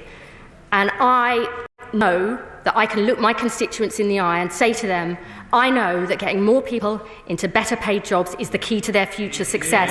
I know dealing with their mental health problems, which we know are so prevalent, is absolutely essential. We, the Labour Party, believe that if you can work, we will give you the help to get back on your feet, because that is the long-term route to tackling poverty, tackling inequality, which is what this Labour Party is all about. Thank you very much, Mr. Speaker. Like the Honourable Lady, I was also elected in 2010, and I need to tell her that our recollections differ. Because when I came into this role after 13 years of Labour government, 7.5% of the young people in the Gosport constituency were not in education, employment or training. That was a number that was down to 3% by last year. And since they've taken office, 83,000 more people across this country of working age are now unemployed. So what I want to know from her is all the jobs that take on so many of the young people across our constituencies, from adult social care to childcare to hair and beauty, are telling me that they're not now taking on more staff as a result of her Chancellor's changes to national insurance contributions. Surely the two are mutually incompatible. I would say to the Honourable Lady, unless we cut waiting times and waiting lists in the NHS so people can get back to health and back to work. That is the reason that we are investing an extra £26 billion into the NHS, and many employers have said to me that they are deeply concerned about that. And we are precisely dealing with those key sectors: health and social care, construction, all those areas where people want people with the skills to get jobs. We are overhauling our approach in DWP, setting up sector work-based academy programmes specifically tailored to employers' needs. I know there's more we need to do to work with employers to help them get people back into work, and that is what this government will deliver. Dr. Bree-Timble. Thank you, Mr. Speaker. After 14 years of Conservative failure, there's a 29% employment gap and a 17% pay gap for disabled people in this country. Therefore, we must ensure that the social model of disability is central to government decision-making to achieve inclusive growth that enables disabled people to fulfil their potential. I welcome her proactive approach to reasonable adjustments and the £1 billion support package to get disabled people back into work where they can work, as well as her recognition that PIP is designed as an in-work benefit to enable people to live independently, because research shows that supportive, incentive-based approaches massively outperform cuts or sanctions in getting disabled people into sustainable employment. What work has she done to develop inclusive growth strategies across all employment sectors to close the disability employment gap and the disability pay gaps? Sarah State. I absolutely agree with my right honourable friend. This is at the heart of our mission here, providing those equal rights and choices for disabled people to work as anybody else.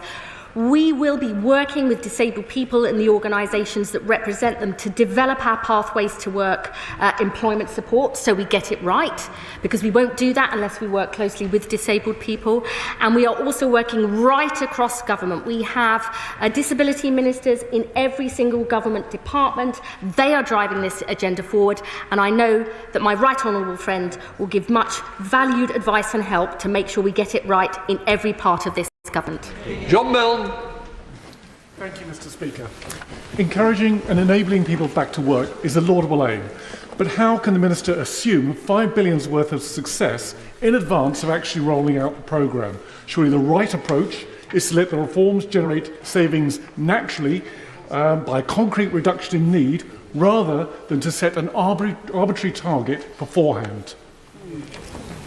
We're not setting an arbitrary target. We're fixing a broken system, and we're taking action immediately, because we believe we have to both put in place that employment support, put in place the health support and social care support at the same time as fixing a broken benefit system. And I would just say to the honourable gentleman, I start first, last and always with people.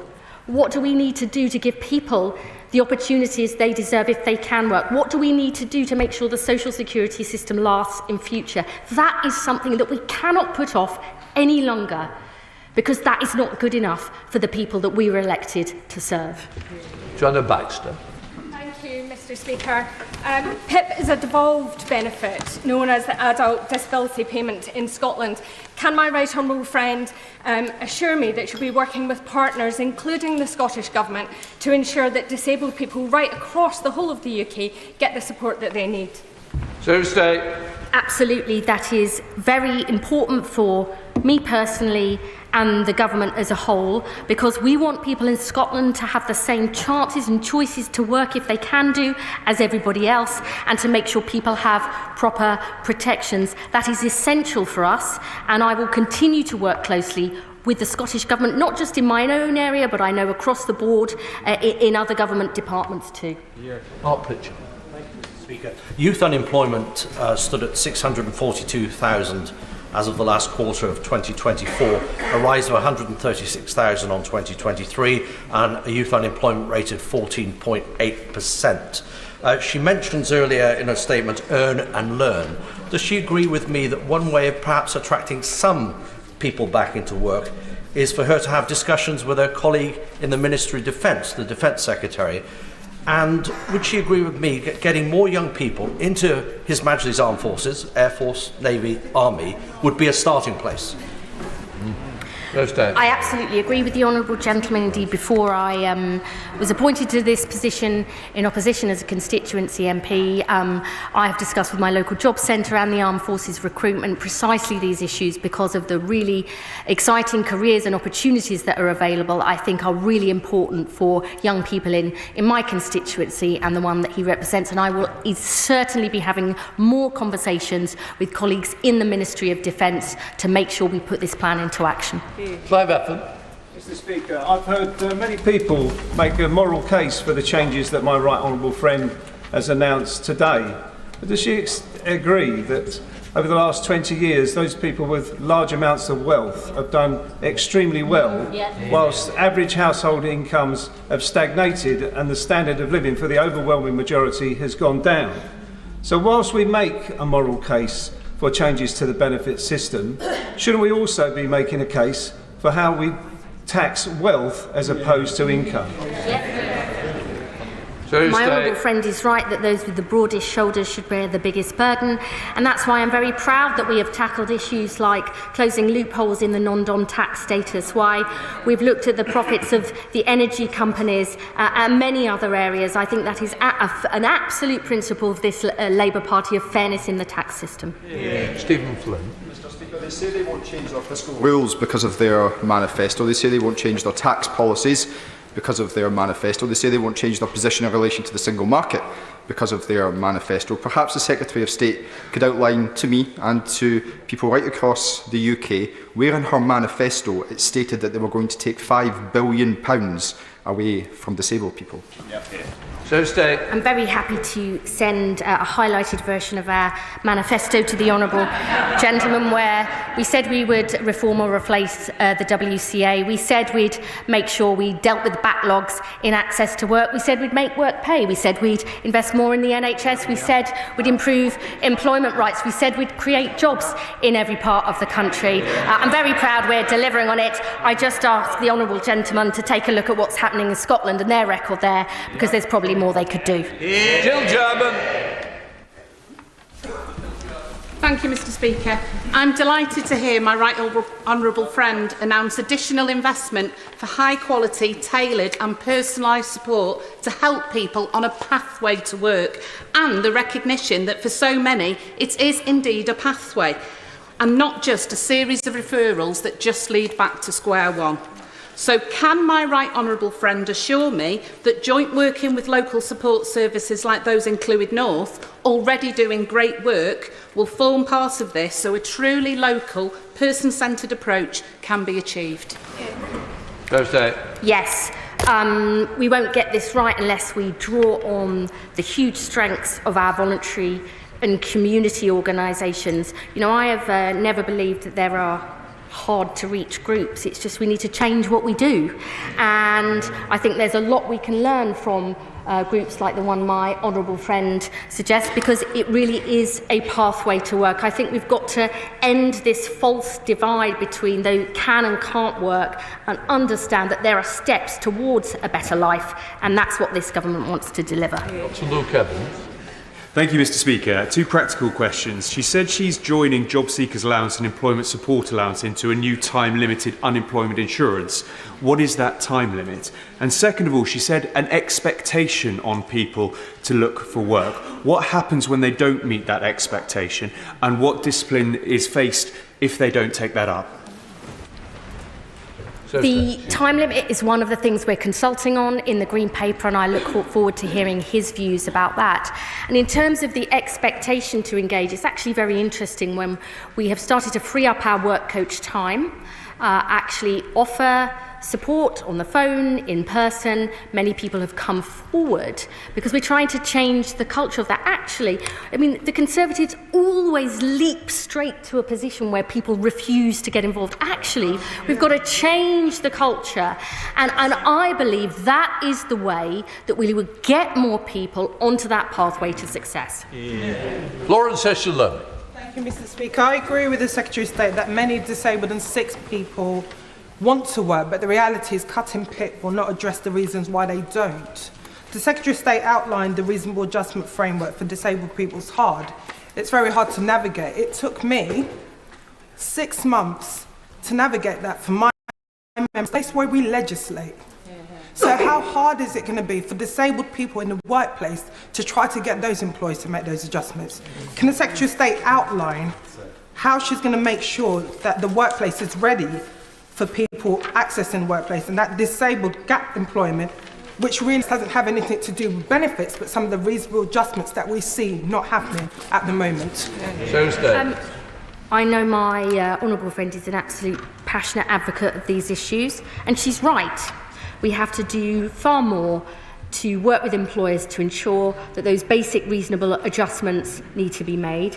That is one of the issues that Sir Charlie Mayfield is looking at in our Keep Britain Working review, precisely because we know good employers understand the need to make these changes. I am very happy to meet with my honourable friend to go through this in more detail, because she's right, we've got to get this absolutely nailed. Gavin Robinson. Speaker. First it was the pensioners and their winter fuel allowance, then it was the waspy women and broken promises, and now it's the sick and the vulnerable. We believe in protecting the taxpayer, but protecting those who need our support the most, and yet not a word about abuse or not a word about those who are taking money out of the system when they are not entitled to it. Can I ask the Secretary of State how she can rationalise in her mind in this statement how she on the one hand accepts that people's health and their well-being can fluctuate, but on the other hand say that she's going to do away with the accumulation of points.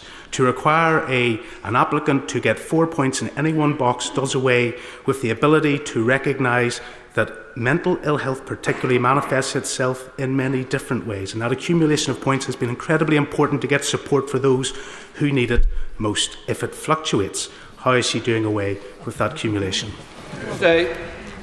I would say to the honourable gentleman, there is very clear evidence that good work is good for mental health. And that is for people with anxiety and depression, but also those with more severe conditions. Psychosis, schizophrenia, really clear evidence from the NHS Individual Placement and Support Programme that you can help people get into work. That's not only better for them and their incomes, but it reduces their relapses and spending on the NHS. He asks me how I rationalise this. It's because I am not prepared to accept a system that is miserable for people, that traps them in poverty, that denies people the chances and support they deserve. And I am also not prepared to accept an inexorable rise in the cost of spending, much of which is on the cost of failure, precisely because I want to ensure the social security system lasts for the long term. Sarah Owen. Mr. Speaker, I think all of us on this side of the House at least understand the scale of the financial bin fire left by the previous government. But there are those that are worried and are seeking assurances at home.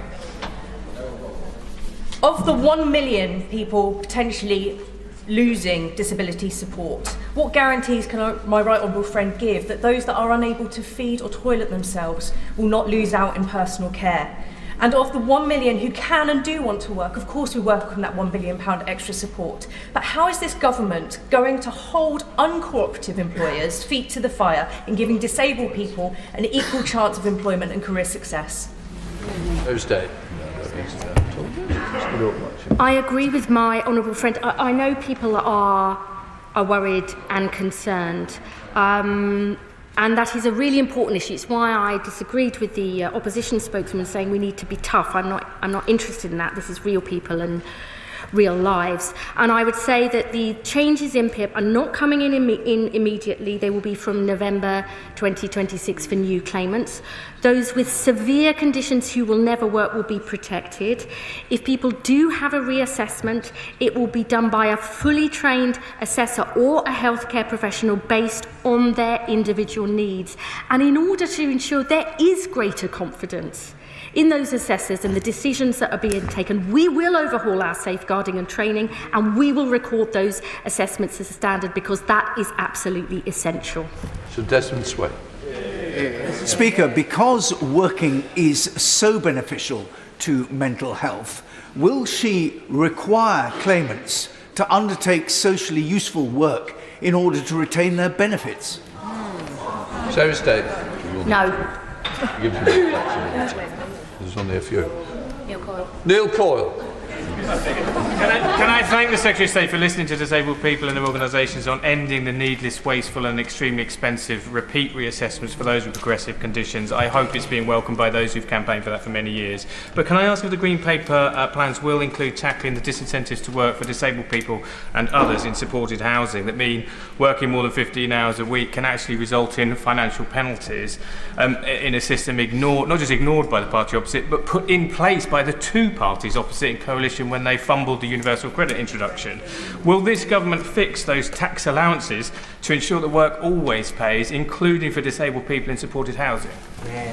My right honourable friend, the Minister for Social Security and Disability, is looking at that, and I am sure he will discuss these issues with my honourable friend if he would like that. John Barry. Thank you, Mr. Speaker. I've heard nothing today that shows the government has yet listened to disabled people. Any changes to PIP should have been co-produced, but we have this week 25 disabled people's groups and charities writing to ministers begging to be included and not as an afterthought.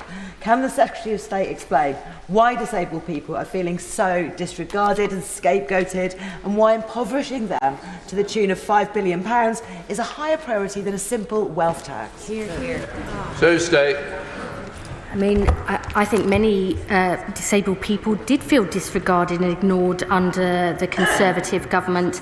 And I would say to her that on many, not all, but many aspects of what I've announced today, we will be working with disabled people and the organisations that represent them. And if she has particular issues and concerns that she would like to raise, I would be very, very happy to her if she'd like to write for me or meet myself or the Minister for Social Security and Disability. Mike Donald. Mr. Speaker, you know that there are decisions made in this House that stay with you for the rest of your life. This is one of them. Can I say to the Secretary of State, we all agree with their objectives of trying to ensure that disabled people are fully have the resources to have a decent quality of life, and that those capable of work have the support to get them into work. But the reality is trying to find up to £5 billion worth of cuts by manipulating, by changing the PIP rules, the criteria, will result in immense suffering, and we've seen it in the past, loss of life. So what monitoring, independent monitoring, will take place that will be reported to this House, and what threshold of suffering will it take to take an alternative route to supporting disabled people? I would say to my honourable friend, I take very seriously the issues that I've announced today. We absolutely want to make sure that all of the assessment processes and training are properly scrutinised, and we are overhauling our safeguarding processes. But let me just say this. My objective is to improve the lives and life chances of sick and disabled people, for those who can work, to support them to get into work, for those who will never work, to protect them, switching off the reassessments that have been done to give them dignity and respect. And I believe that that mission, not only to ensure those who can work do work, but to secure the sustainability of the social security for the long term, is precisely the responsibility of a Labour Party that founded the welfare state. Then Harriet Baldwin. Thank you, Madam Deputy Speaker. One of the first acts of her government was to take away the winter fuel allowance from millions of pensioners on incomes as low as £13,000 a year, including 44,000 who are terminally ill or were. So can she reassure all our constituents that in making these changes, she will not be going after those who have a terminal illness? That is absolutely essential for me personally and for the government as a whole, and I do give that assurance to the Honourable Lady. But I would just gently say to her, you know, under the Conservatives, pensioner poverty increased, and they left 880,000 pensioners not getting the pension credit they deserve. They are suddenly converted to caring about pensioners on low incomes. In contrast, we've decided to act. Rachel Maskell. Thank you, Madam Deputy Speaker. As a physio, I know that optimising somebody's function and independence in work or not in work saves the system so much money because it prevents dependency. However, I find that incongruous with the cut of £5 billion and also changing the eligibility criteria. So will she ensure that before those precise measures are brought before the House, that disabled people are consulted and involved in that decision-making process, but also that we ensure that people maintain their independence, their psychological safety, their dignity, and aren't pushed further into poverty? Secretary of State. I would say to the Honourable Lady, I absolutely agree that keeping older people as physically independent for as long as possible is vital. That is one of the reasons why we're investing £26 billion extra into the NHS. We're also rolling out employment advisors, not only in talking therapies and mental health services, but starting that in physical health too, including for people with musculoskeletal conditions, because I think getting people back to health and back to work is so important.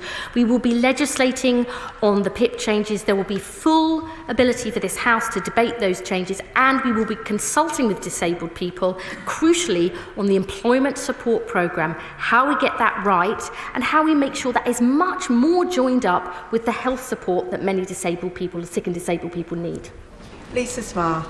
Thank you very much, Madam Deputy Speaker. Many of my Hazel Grove constituents are keen as mustard to get back to work, but they are waiting for either a diagnosis or treatment on the NHS. This is made more difficult by capital spending needed at Stepping Hill Hospital, and also the fact that mental health services across Greater Manchester are stretched too thinly.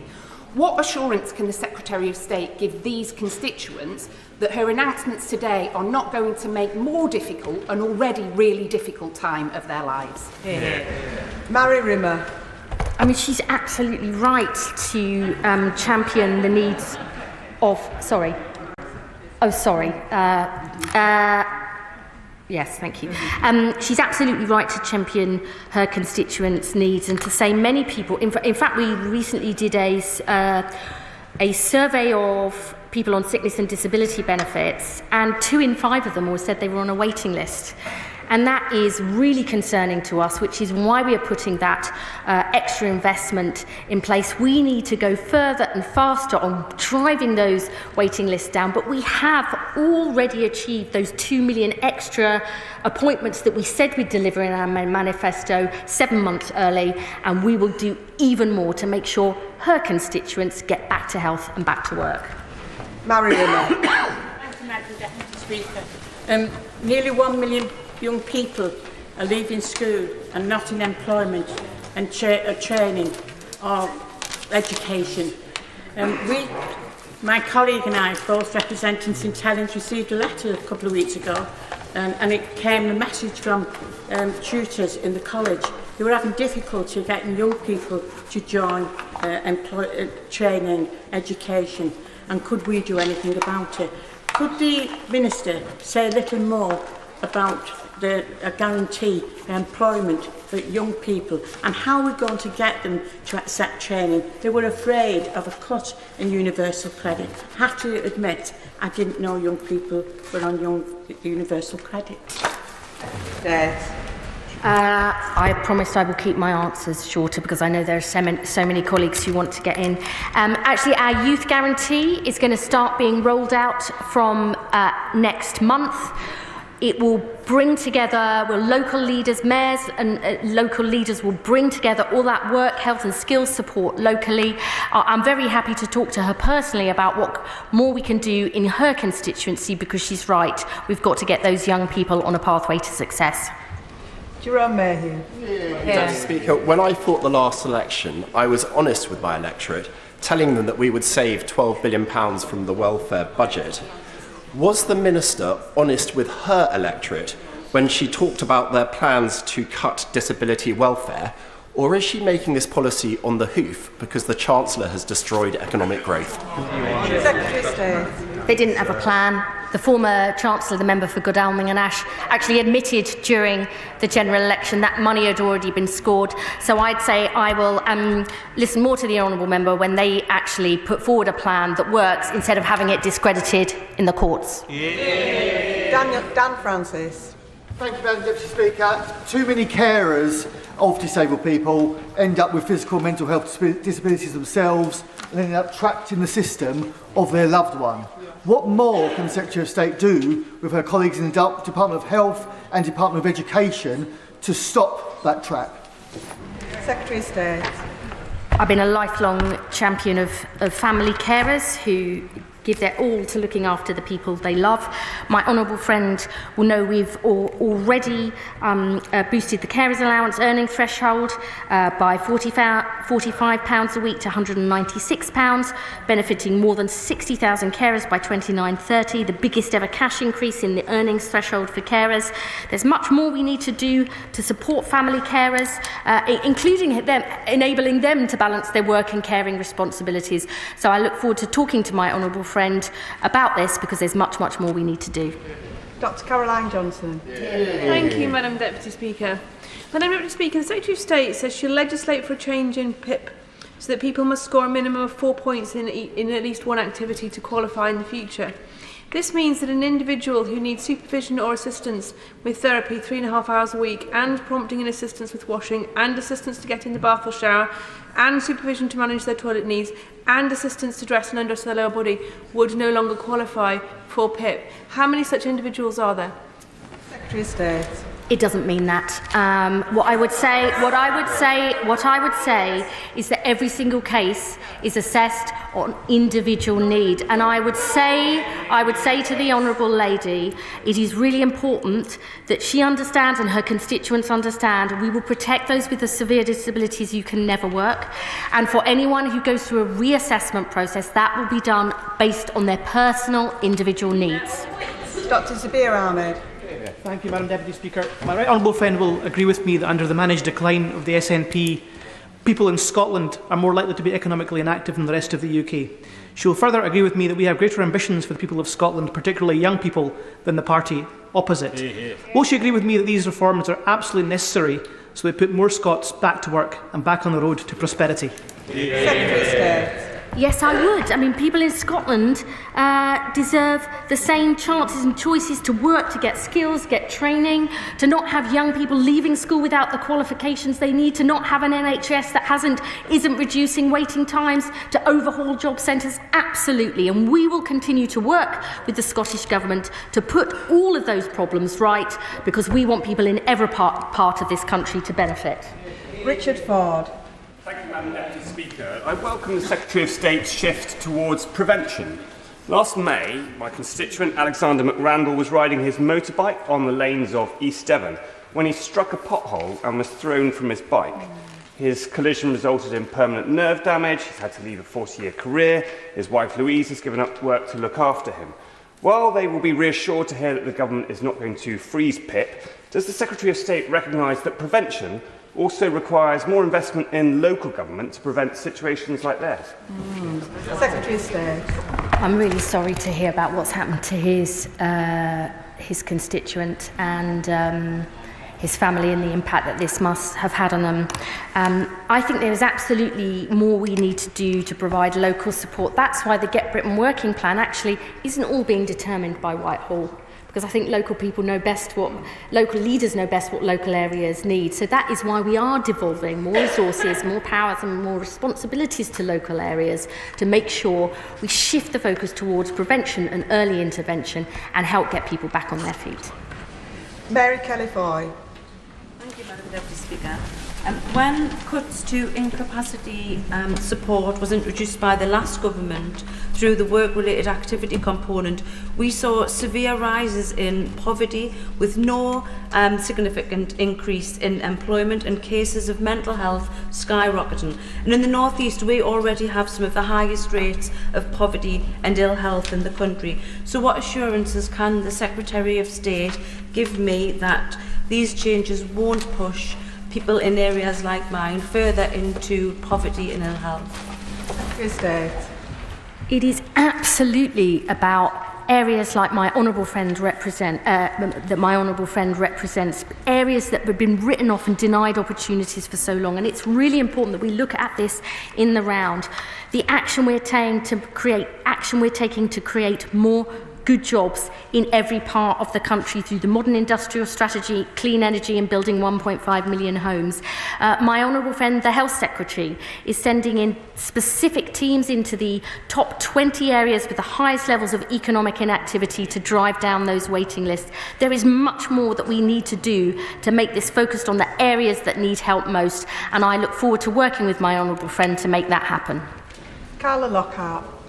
Thank you, Madam Deputy Speaker. Today, across the United Kingdom and in my constituency of Upper Bann, so many genuine benefit recipients are fearful of what lies ahead. People who are vulnerable and need a compassionate welfare system to assist them in their day-to-day living. Regrettably, there's been no reassurance given to those people today, particularly on the 4-point minimum requirement.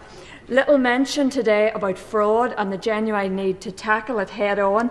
Does the Secretary of State not believe that equipping our benefit fraud officers with resources and powers to catch and deal with those frauding would be a better starting point than sweeping changes that will unlikely outsmart the fraudster but will hit the most vulnerable? The Honourable Lady may not know, but we have a fraud bill going through right now, because we believe £8 billion wasted on fraud every single year is unacceptable. I'm more than happy to write to her to set out the contents of that bill, and then we can have another discussion.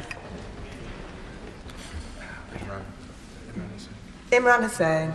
Thank you, Madam Deputy Speaker. And the reality remains that over the last few weeks, thousands of the most severely disabled people in my constituency and millions across the UK have watched in disbelief as politicians debate cuts to the support that enables their very survival, leaving many at breaking point. Madam Deputy Speaker, does the Secretary of State understand the real fear and distress that this has caused? And will she today, from that dispatch box, commit to ensuring that not a single person who currently receives PIP now is unfairly punished or left struggling by these plans? Secretary of State. I do understand the worry and anxiety, and I hope I've made it clear to the House today. I don't start from a position of being tough. I start by precisely from a position of compassion for people who can work, who are being denied opportunities, and for compassion for severely disabled people who will never work, which is one of the reasons why we're overhauling our safeguarding processes and ensuring those who can never work are never reassessed to give them the confidence and dignity they deserve. Gregory Stafford. Thank you, Madam Deputy Speaker. I welcome any initiative that will see more people getting back into work. And whilst I have some concerns about the detail that the Secretary of State has announced, especially around targeting, I think, the wrong people within this, and also the fact that there won't be the jobs for them to go to because of national insurance contributions, can I press, however, on the actual detail? I find it strange that she can tell us it's going to save £5 billion, but can't even give us a ballpark figure of how much she's going to spend beyond and above the £1 billion that she's already announced. I know it's going to come out in the OBR. I don't expect it to the penny, but can she give us a rough cost of how much her changes are actually going to cost? Secretary of State. The honourable gentleman may know that members on this side of the House strongly believe in and support the independence of the OBR and the processes behind it. So whilst we are able to give overall figures today, the individual costings, how many people who will be affected, and by how much, he will have to wait until the OBR assessment is published at the spring statement. Gionwara. Many constituents have contacted me afraid of losing their benefits. After 14 years of Tory neglect and chaos and several months of scaremongering, there's real vulnerability and fear in my constituency. So could she confirm that on this side of the House, we believe that those who cannot work are entitled to a decent standard of living nevertheless? And like her, I believe that good work is good for you. Good for mental well-being, good for sense of worth, good for economic security, and disabled people are entitled to that. Would she write to me and set out in detail the incremental support that disabled people in Newcastle Central and West, including tech support, can expect as a result of these measures, and when? Secretary of State. I absolutely commit to doing that.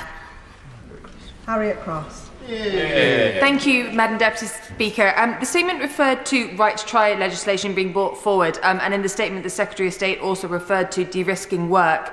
But the Treasury's NICS rises make employing more expensive, and the Employment Rights Bill makes employing more risky. What assessment has her department done with other relevant departments on the impact of the recent government policies on job creation and what impact this will have for the opportunities of sick and disabled people to try work?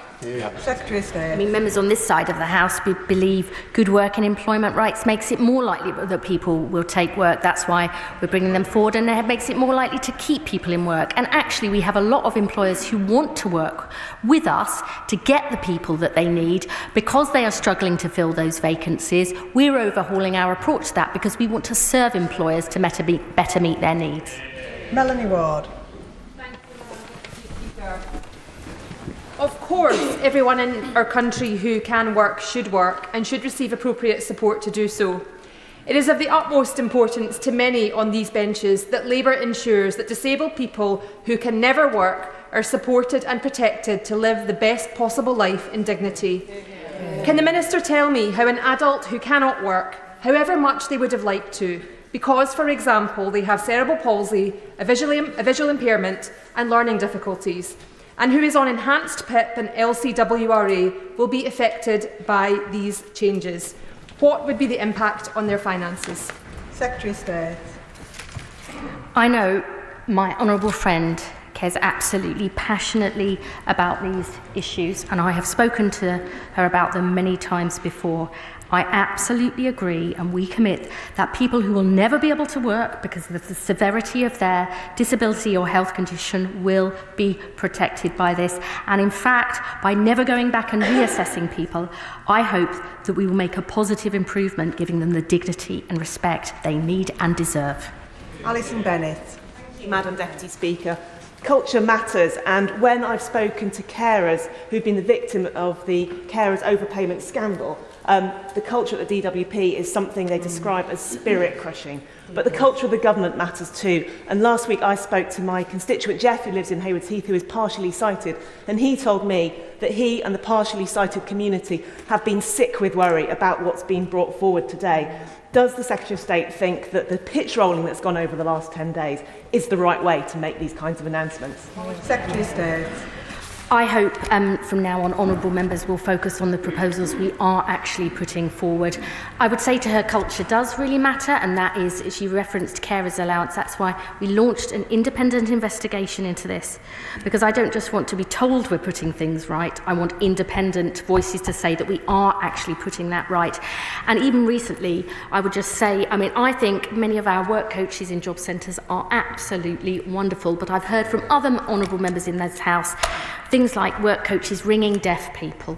You know, we have to start changing that, looking at our training processes, putting all of this right, so everyone is treated with the dignity and respect they deserve. Adam Thompson. Madam Deputy Speaker, in Erewash, there are many disabled and sick people who can never work, but who are forced to jump endlessly through hoops for the benefits that they need to survive.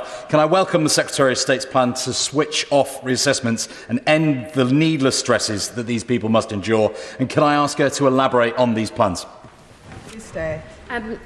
This is actually something really important to myself and the Minister for Social Security and Disability personally, through cases that we've seen where it seems, quite frankly, unbelievable that people whose disability is never going to change or their health condition is only going to get progressively worse. So whilst we switch reassessments back on and more face-to-face for people on the health top-up, we really want to make sure that there is dignity and respect for those who can and will never work, and I would be more than happy to write to my honourable friend with more details about that proposal in the Green Paper. Kirsty Blackman. Madam Deputy Speaker, has the Secretary of State ever been diagnosed with depression? Because I have. I have been in a situation where getting up in the morning, where having a shower, where brushing your teeth feels like the biggest fight just to achieve those things. Does she think that putting people with diagnosis of a mental health condition through more reassessments is going to make their mental health condition better, or is it going to make it worse? The honourable lady will forgive me if I don't talk about any health issues I may or may not have had in the past, and although she is brave enough to talk about them in this House. I would say that people's mental health condition affects them in many, many different ways. And there are people with anxiety and depression who say to me that work has actually given them structure and purpose and helped them deal with the problems. And others who've said sometimes they just can't get out of bed, let alone out of the house. And I think we need to have a system which recognises the different and fluctuating nature of these conditions and does whatever is right for that person to get them back to health and, if they can, back to work. Don Butler. Thank you, Madam Deputy Speaker. Madam Deputy Speaker, I was a manager in the Employment Service, and it's always needed reform, from telling people that they have to come back in 6 weeks to get help, or under the Tory government being told we've got to move people from employment benefits onto incapacity benefits to say that there was more people in employment. So it's always needed reform. How we go about it and the way we go about it is fundamental and important. And I don't think it should be linked to saving money, because that's rather crass and it's caused lots of anxiety for my constituents in Brent East and elsewhere. The patriotic millionaires have said that just a 2% on assets over 10 million will bring in £22 billion a year. That's a better way to bring money in to help fill the black hole that we found ourselves in for the disaster of 14 years of the Tory government. Does the Minister agree with me that aspiration, compassion, care, fairness will be the hallmark of this Labour government? Aspiration, compassion, care, fairness is absolutely the hallmark of this government. That is why we are bringing forward these reforms. And as I said earlier to the House, I don't start from a spreadsheet.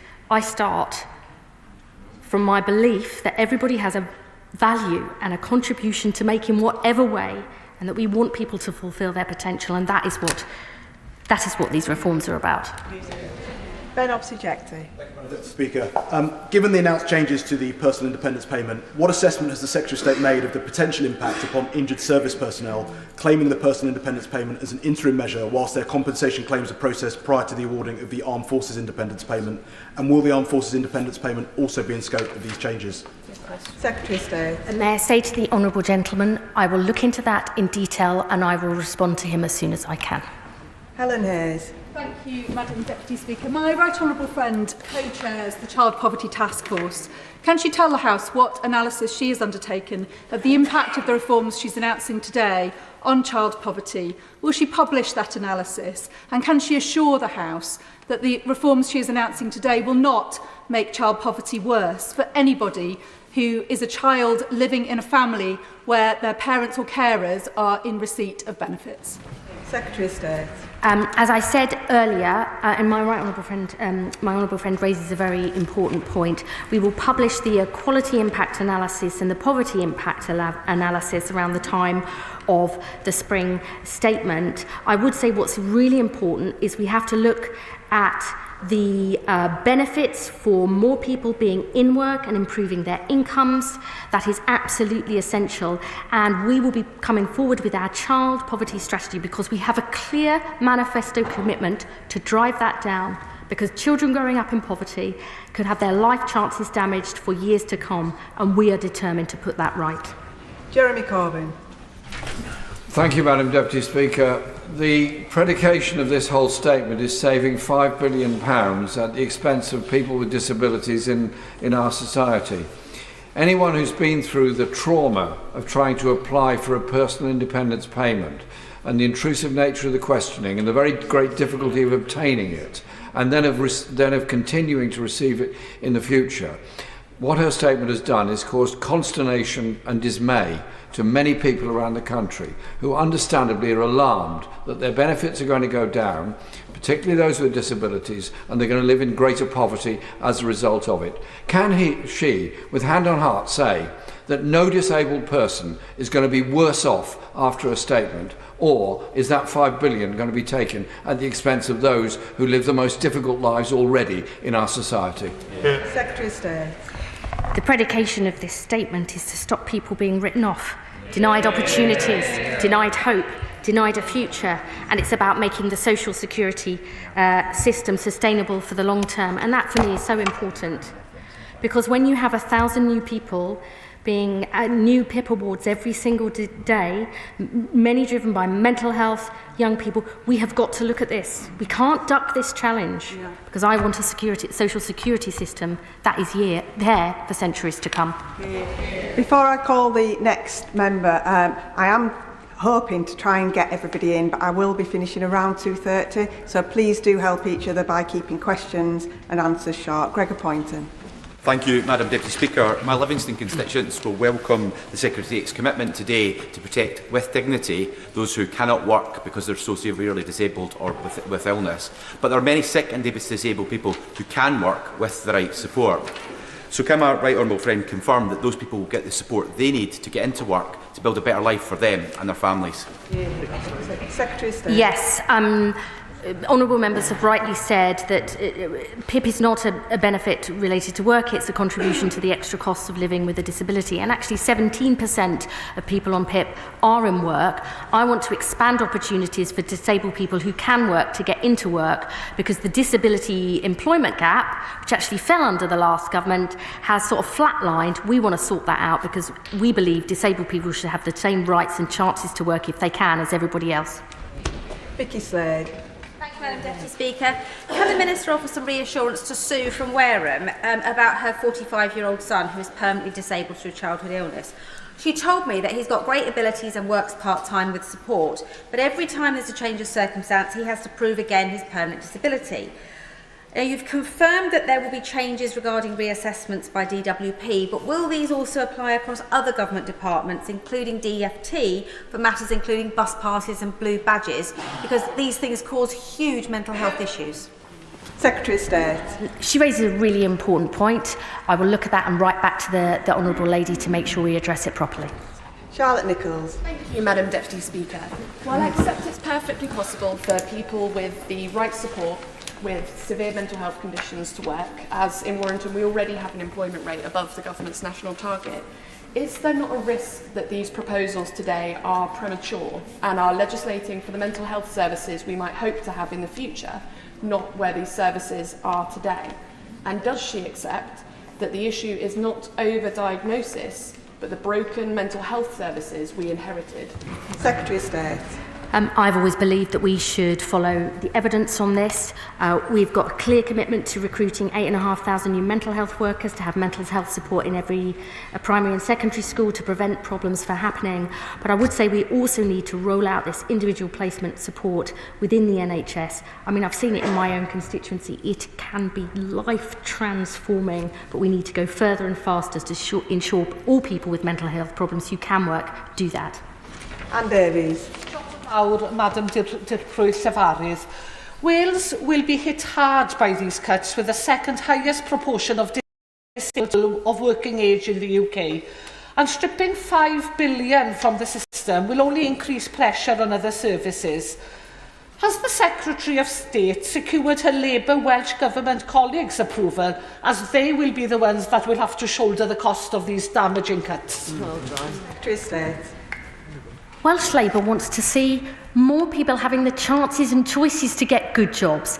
That is why we have a modern industrial strategy to create good jobs in every part of the country, why we're building 1.5 million new homes, why we want to see clean energy support. All of these things will make a huge difference. We do not believe the status quo is acceptable or inevitable. That is why our plan for change will create more good jobs in every part of the company, and that's something I hope she and her party will welcome. Annalise Midgley. Thank you, Madam Deputy Speaker. I support the measures taken in this statement to get people who can work into work. I've been contacted by constituents who are worried. Like my constituent Lisa, who's got a son with a severe disability, he will never be able to work and relies on current support.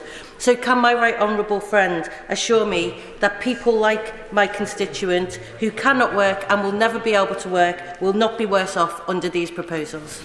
Secretary. We absolutely will protect those who can never work. And one thing that I haven't said to the House so far, one of the things we're actually consulting on in the Green Paper, is whether we should increase the age at which children get DLA from 16 to 18. I think that's a very important point to give people the reassurance they need and deserve.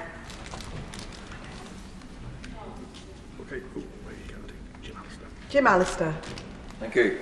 To me, parity in our welfare benefits is a key feature of our union.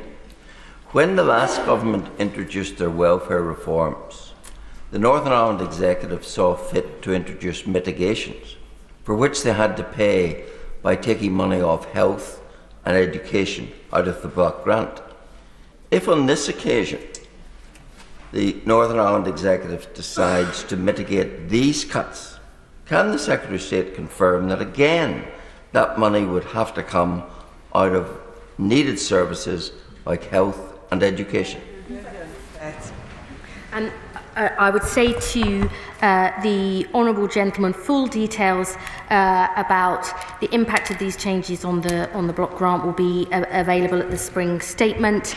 At the last budget, provided the biggest ever block grant settlement since devolution, and I will absolutely be working closely with both my honourable friend, the Secretary of State for Northern Ireland, and the Northern Ireland Executive to make sure that we do everything possible to help people in Northern Ireland into work and off benefits, to make sure they have the same chances and choices as people right across the United Kingdom.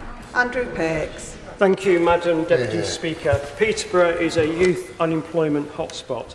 And I know there's not many members on the other benches left at the moment, but one of the most shameful parts of their record has been writing off a generation with 1 in 8 young people not in education, earning or training. There is nothing progressive or good about a government that writes off young people and puts them on benefits. Can I welcome the work that she's announced about employment support services for young people? And can I ask her to speak more about my passion, which is the government's youth guarantee, and how we put into reality youth jobs for the future? I know that young people in my honourable friend's constituency are much more likely to be unemployed than young people in the rest of the country, and his passion for the youth guarantee. We are investing extra support into that youth guarantee in his area, and I look forward to launching that youth guarantee very, very soon. Shaukat Adam. Thank you, Madam Deputy Speaker. I applaud the intention of getting people back to work, of course we do. But my inbox, I am certain, like everybody else here, is full of emails from petrified disabled constituents. And the recurring theme is this, Minister, is the absolute disbelief that once again welfare cuts are being imposed by no other than the Labour government.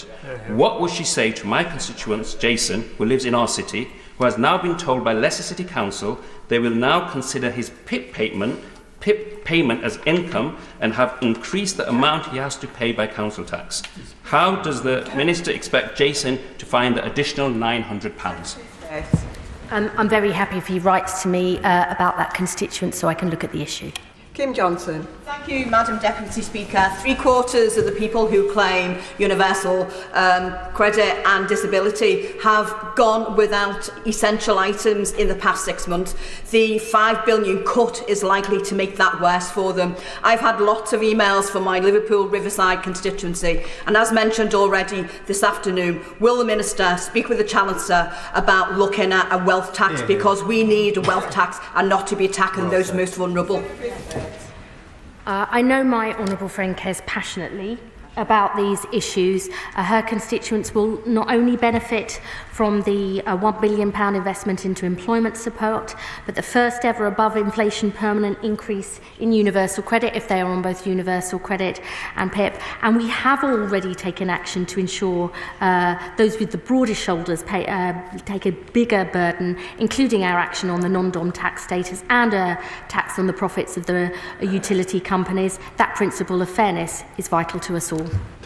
Jim Shannon.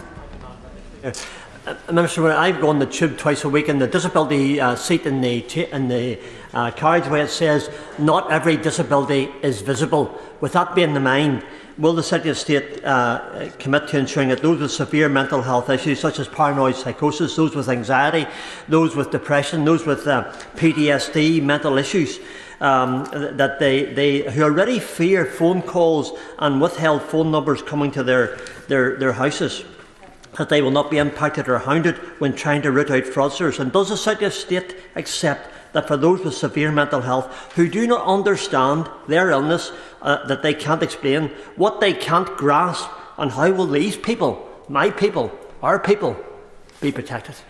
State. I think everyone's situation and condition is individual and personal to them. That's why it's really important any reassessments are done on an individual case-by-case basis. I would say that there will be people with psychosis and schizophrenia who can never work, but I have also, in Leicester, met people with precisely those conditions who have got work through the employment advice provided by the NHS in individual placement and support. That is why the pathways to work, employment support, I've said, is personalised and tailored to that individual need. It is not easy in a system as big and as complex as the social security system to look at to give an answer right now to the individuals he's saying, but that's why we must have those personalised assessments done. And I want to make sure much more is done to make sure they're done properly. Richard Bergen. Thank you, Madam Deputy Speaker. Last night I got a response from the Minister for Social Security and Disability to a written question I'd asked on the average payment for the daily living component of PIP. It showed that the average payment was just £12 per day. The daily living component is for extra help needed with everyday tasks like washing, eating, using the toilet and getting dressed. But the Secretary of State's proposal for tightening the eligibility criteria could mean that even those who are assessed as needing help in every criterion may not be entitled to PIP. Isn't it wrong to balance the books on the backs of the sick and disabled people in such a way? I thank my honourable friend for the proposal, just to sort of confirm that we will focus PIP on those with highest needs by changing the assessment so a minimum 4 points is required on the daily living component. That will be for new claimants from November 2026. People who are coming up for reassessments, they will be done on a personal case-by-case basis. I really understand why honourable members put forward issues about individuals, but we can't determine that from the dispatch box. It's got to be done on an individual case-by-case basis. Deputy Speaker, I represent the second most deprived constituency in the United Kingdom with nearly 1 in 2 children living in poverty, and I really worry about the child poverty numbers that these measures could impact on. But just coming to young people, and especially mental health, we've got double the national average of young people out of work and education and training, but they can't get access to mental health support to get them into work. This is happening right across Blackpool, but across the country.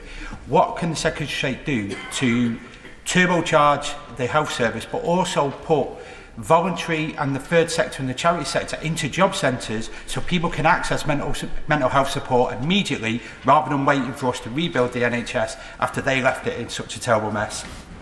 I mean, we actually want to look at putting job centres into GP surgeries, into community centres. I mean, I believe in a jobs and careers service, going to where people are rather than always expecting them to come to us. He is right to raise this issue. I mean, in some parts of the country, I believe I'm right in saying this, for example, in Manchester, in the combined authority there, they've actually commissioned specific talking therapist support for people who are looking for work. That is the direction of travel we want to move in, and I'm more than happy to discuss that with him in more detail. Deirdre Costigan. Thank you, Madam. Hundreds of disabled people in Ealing Southall want to work, but they often face absolute poverty pay and feel they would be better off on benefits. This is because, on average, disabled workers are paid £2.35p an hour less than other workers. That's £4,300 less a year. Can the Secretary of State outline how Labour's commitment in the King's speech to a new equality bill will ensure that disabled workers finally get equal pay at work and can choose a good job over feeling... Order. Secretary of State. I'm delighted to tell my honourable friend we have today launched the consultation on equality pay gap reporting, and I hope that will make a huge difference. Blair McDougall. Madam Deputy Speaker, if we do believe in the social model of disability described by the member for Penistone and Stockbridge earlier on, can I encourage the Secretary of State and all of us to find a different language to talk about this?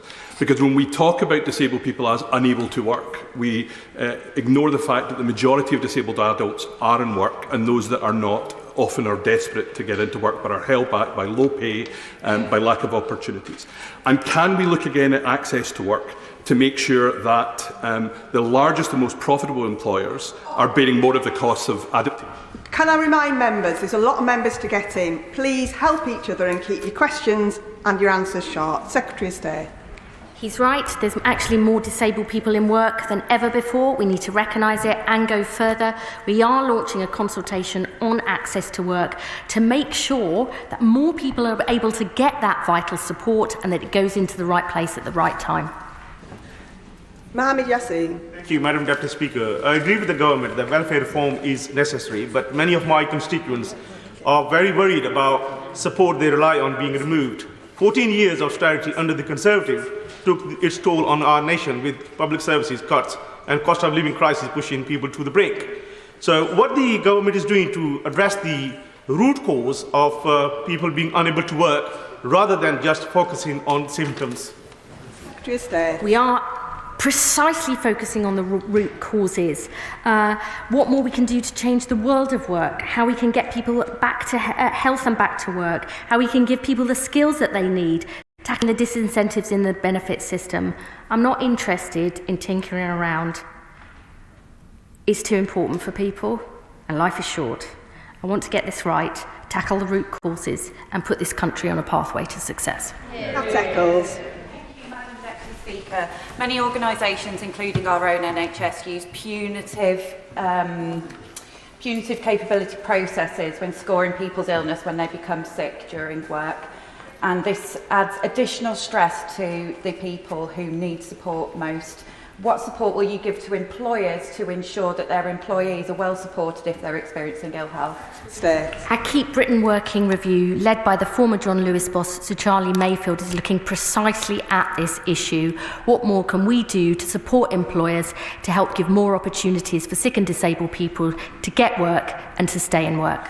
Sarah Sultana. The Resolution Foundation has warned that cuts to PIP could see 620,000 people lose around £675 a month, hitting the poorest families hardest. With 870,000 children living in PIP-receiving households, 290,000 of whom are already living below the poverty line, how can the government justify pushing more disabled people and children into poverty instead of pursuing fairer alternatives such as a 2% wealth tax on assets over 10 million? This would raise 24 billion, 5 times as much as those proposed from these cuts. Is austerity 2.0 the change people really voted for? Secretary of State.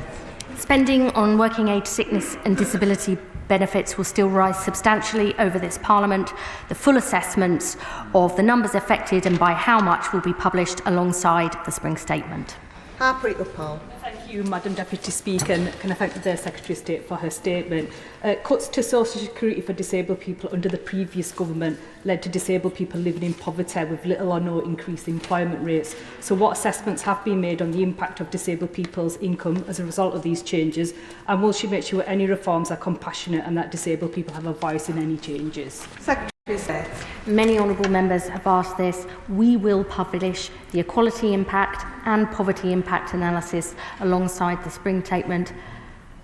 I believe we need to treat people with dignity, respect and compassion, but we also have to face up to the challenges of a failing system that is currently not sustainable, not for the public finances, although that is true, but for the very people who will depend on this in future. That's what we're trying to change.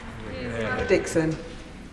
Deputy Speaker, and I thank my honourable friend for reassuring Shipley constituents with profound disability that they will be protected under these reforms. My niece, who herself has autism and has faced significant barriers to work, is a health coach in a job centre locally. She's helping other people with disabilities, neurodiversity issues and mental illness to find work, but she's frustrated that she doesn't have access to the fit notes. Will the Secretary of State ensure that job centre staff have the time, information and resources they need to support people with disability and health problems to find suitable and rewarding jobs? As always, my honourable friend absolutely hits the nail on the head. We actually want to free up our work coach time from tick box benefit administration, precisely so they can spend more time with sick and disabled people who need support, to refer them to mental health services, debt advice and others. When we have done that, We've shown more people get into work, their finances improve, and so does their mental health. We've announced we already will free up 1,000 work coaches' time to help over 60,000 sick and disabled people. That is just the start. We want that rolled out right across the land.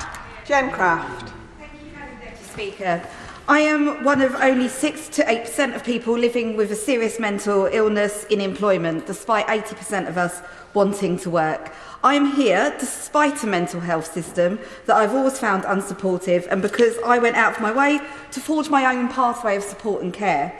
So while I welcome the Secretary of State's offer of a package of support, my plea to her is that she work with her colleagues in the Department of Health to make sure that those of us that suffer with a severe mental illness have the true support that we need to access employment. My honourable friend is right. I believe actually one of the things we learned in the pandemic is a healthy nation and a healthy economy are two sides of the same coin. I believe there is much, much more we need to do to join up what the DWP does with what the NHS does, and crucially also with local skills and voluntary organisations. That isn't the way we've worked in the past, but that's what we want to change. Terry Jeremy. His adult life, my dad had a life-altering stroke in 2013. He was just 55. PIP kept him alive for 10 further years. As the person who helped fill in his PIP forms, take him to assessments and make the telephone calls, I can tell you without a doubt the system is already incredibly difficult to access. Will these reforms help speed up the process for PIP assessments and decisions, which take far too long in the current process? Yes. What we've announced in the Green Paper is we're going to have a review, alongside the changes that we will legislate for, that we'll have a review of the assessment process, PIP process, led by my right honourable friend, the Minister for Social Security and Disability, working with disabled people, the organisations that represent them and others. We have got to sort this out, and I think this is one of the great tragedies. It is a miserable system for everybody. I don't want it to be like that. We need to change it, and I really look forward to talking to my honourable friend to get more of his ideas. Sarah Coombs. Labour believes in the value and dignity that having a job gives you, but too many disabled people who want a job are being let down and trapped by the current system. There are organisations such as Sweden and West Bromwich which helps people who have disabilities and long-term conditions into employment with the right tailored local support. So can I ask the Minister to confirm that this package of reforms is going to support people into good, fulfilling work via these local organisations, and we're going to protect those people with long-term conditions who will never be able to work? Yes. Natasha Irons. Thank you, Madam Deputy Speaker. The system is clearly broken, and I welcome the urgent work to get it fixed. But what reassurance can she provide for the children living in households receive PIP but also living in poverty? What reassurance can she provide for the 1 in 5 people in receipt of universal credit and disability benefit that are reliant on food banks already? And what reassurance can she give to my constituents, the 6,000 people of which claim PIP, that they need for dignified lives? I know, having chaired Feeding Leicester for years, unfortunately I had to give it up when I got this job, I know only too well the issues people face right across my city and in the constituency she represents. Our objective here is for those who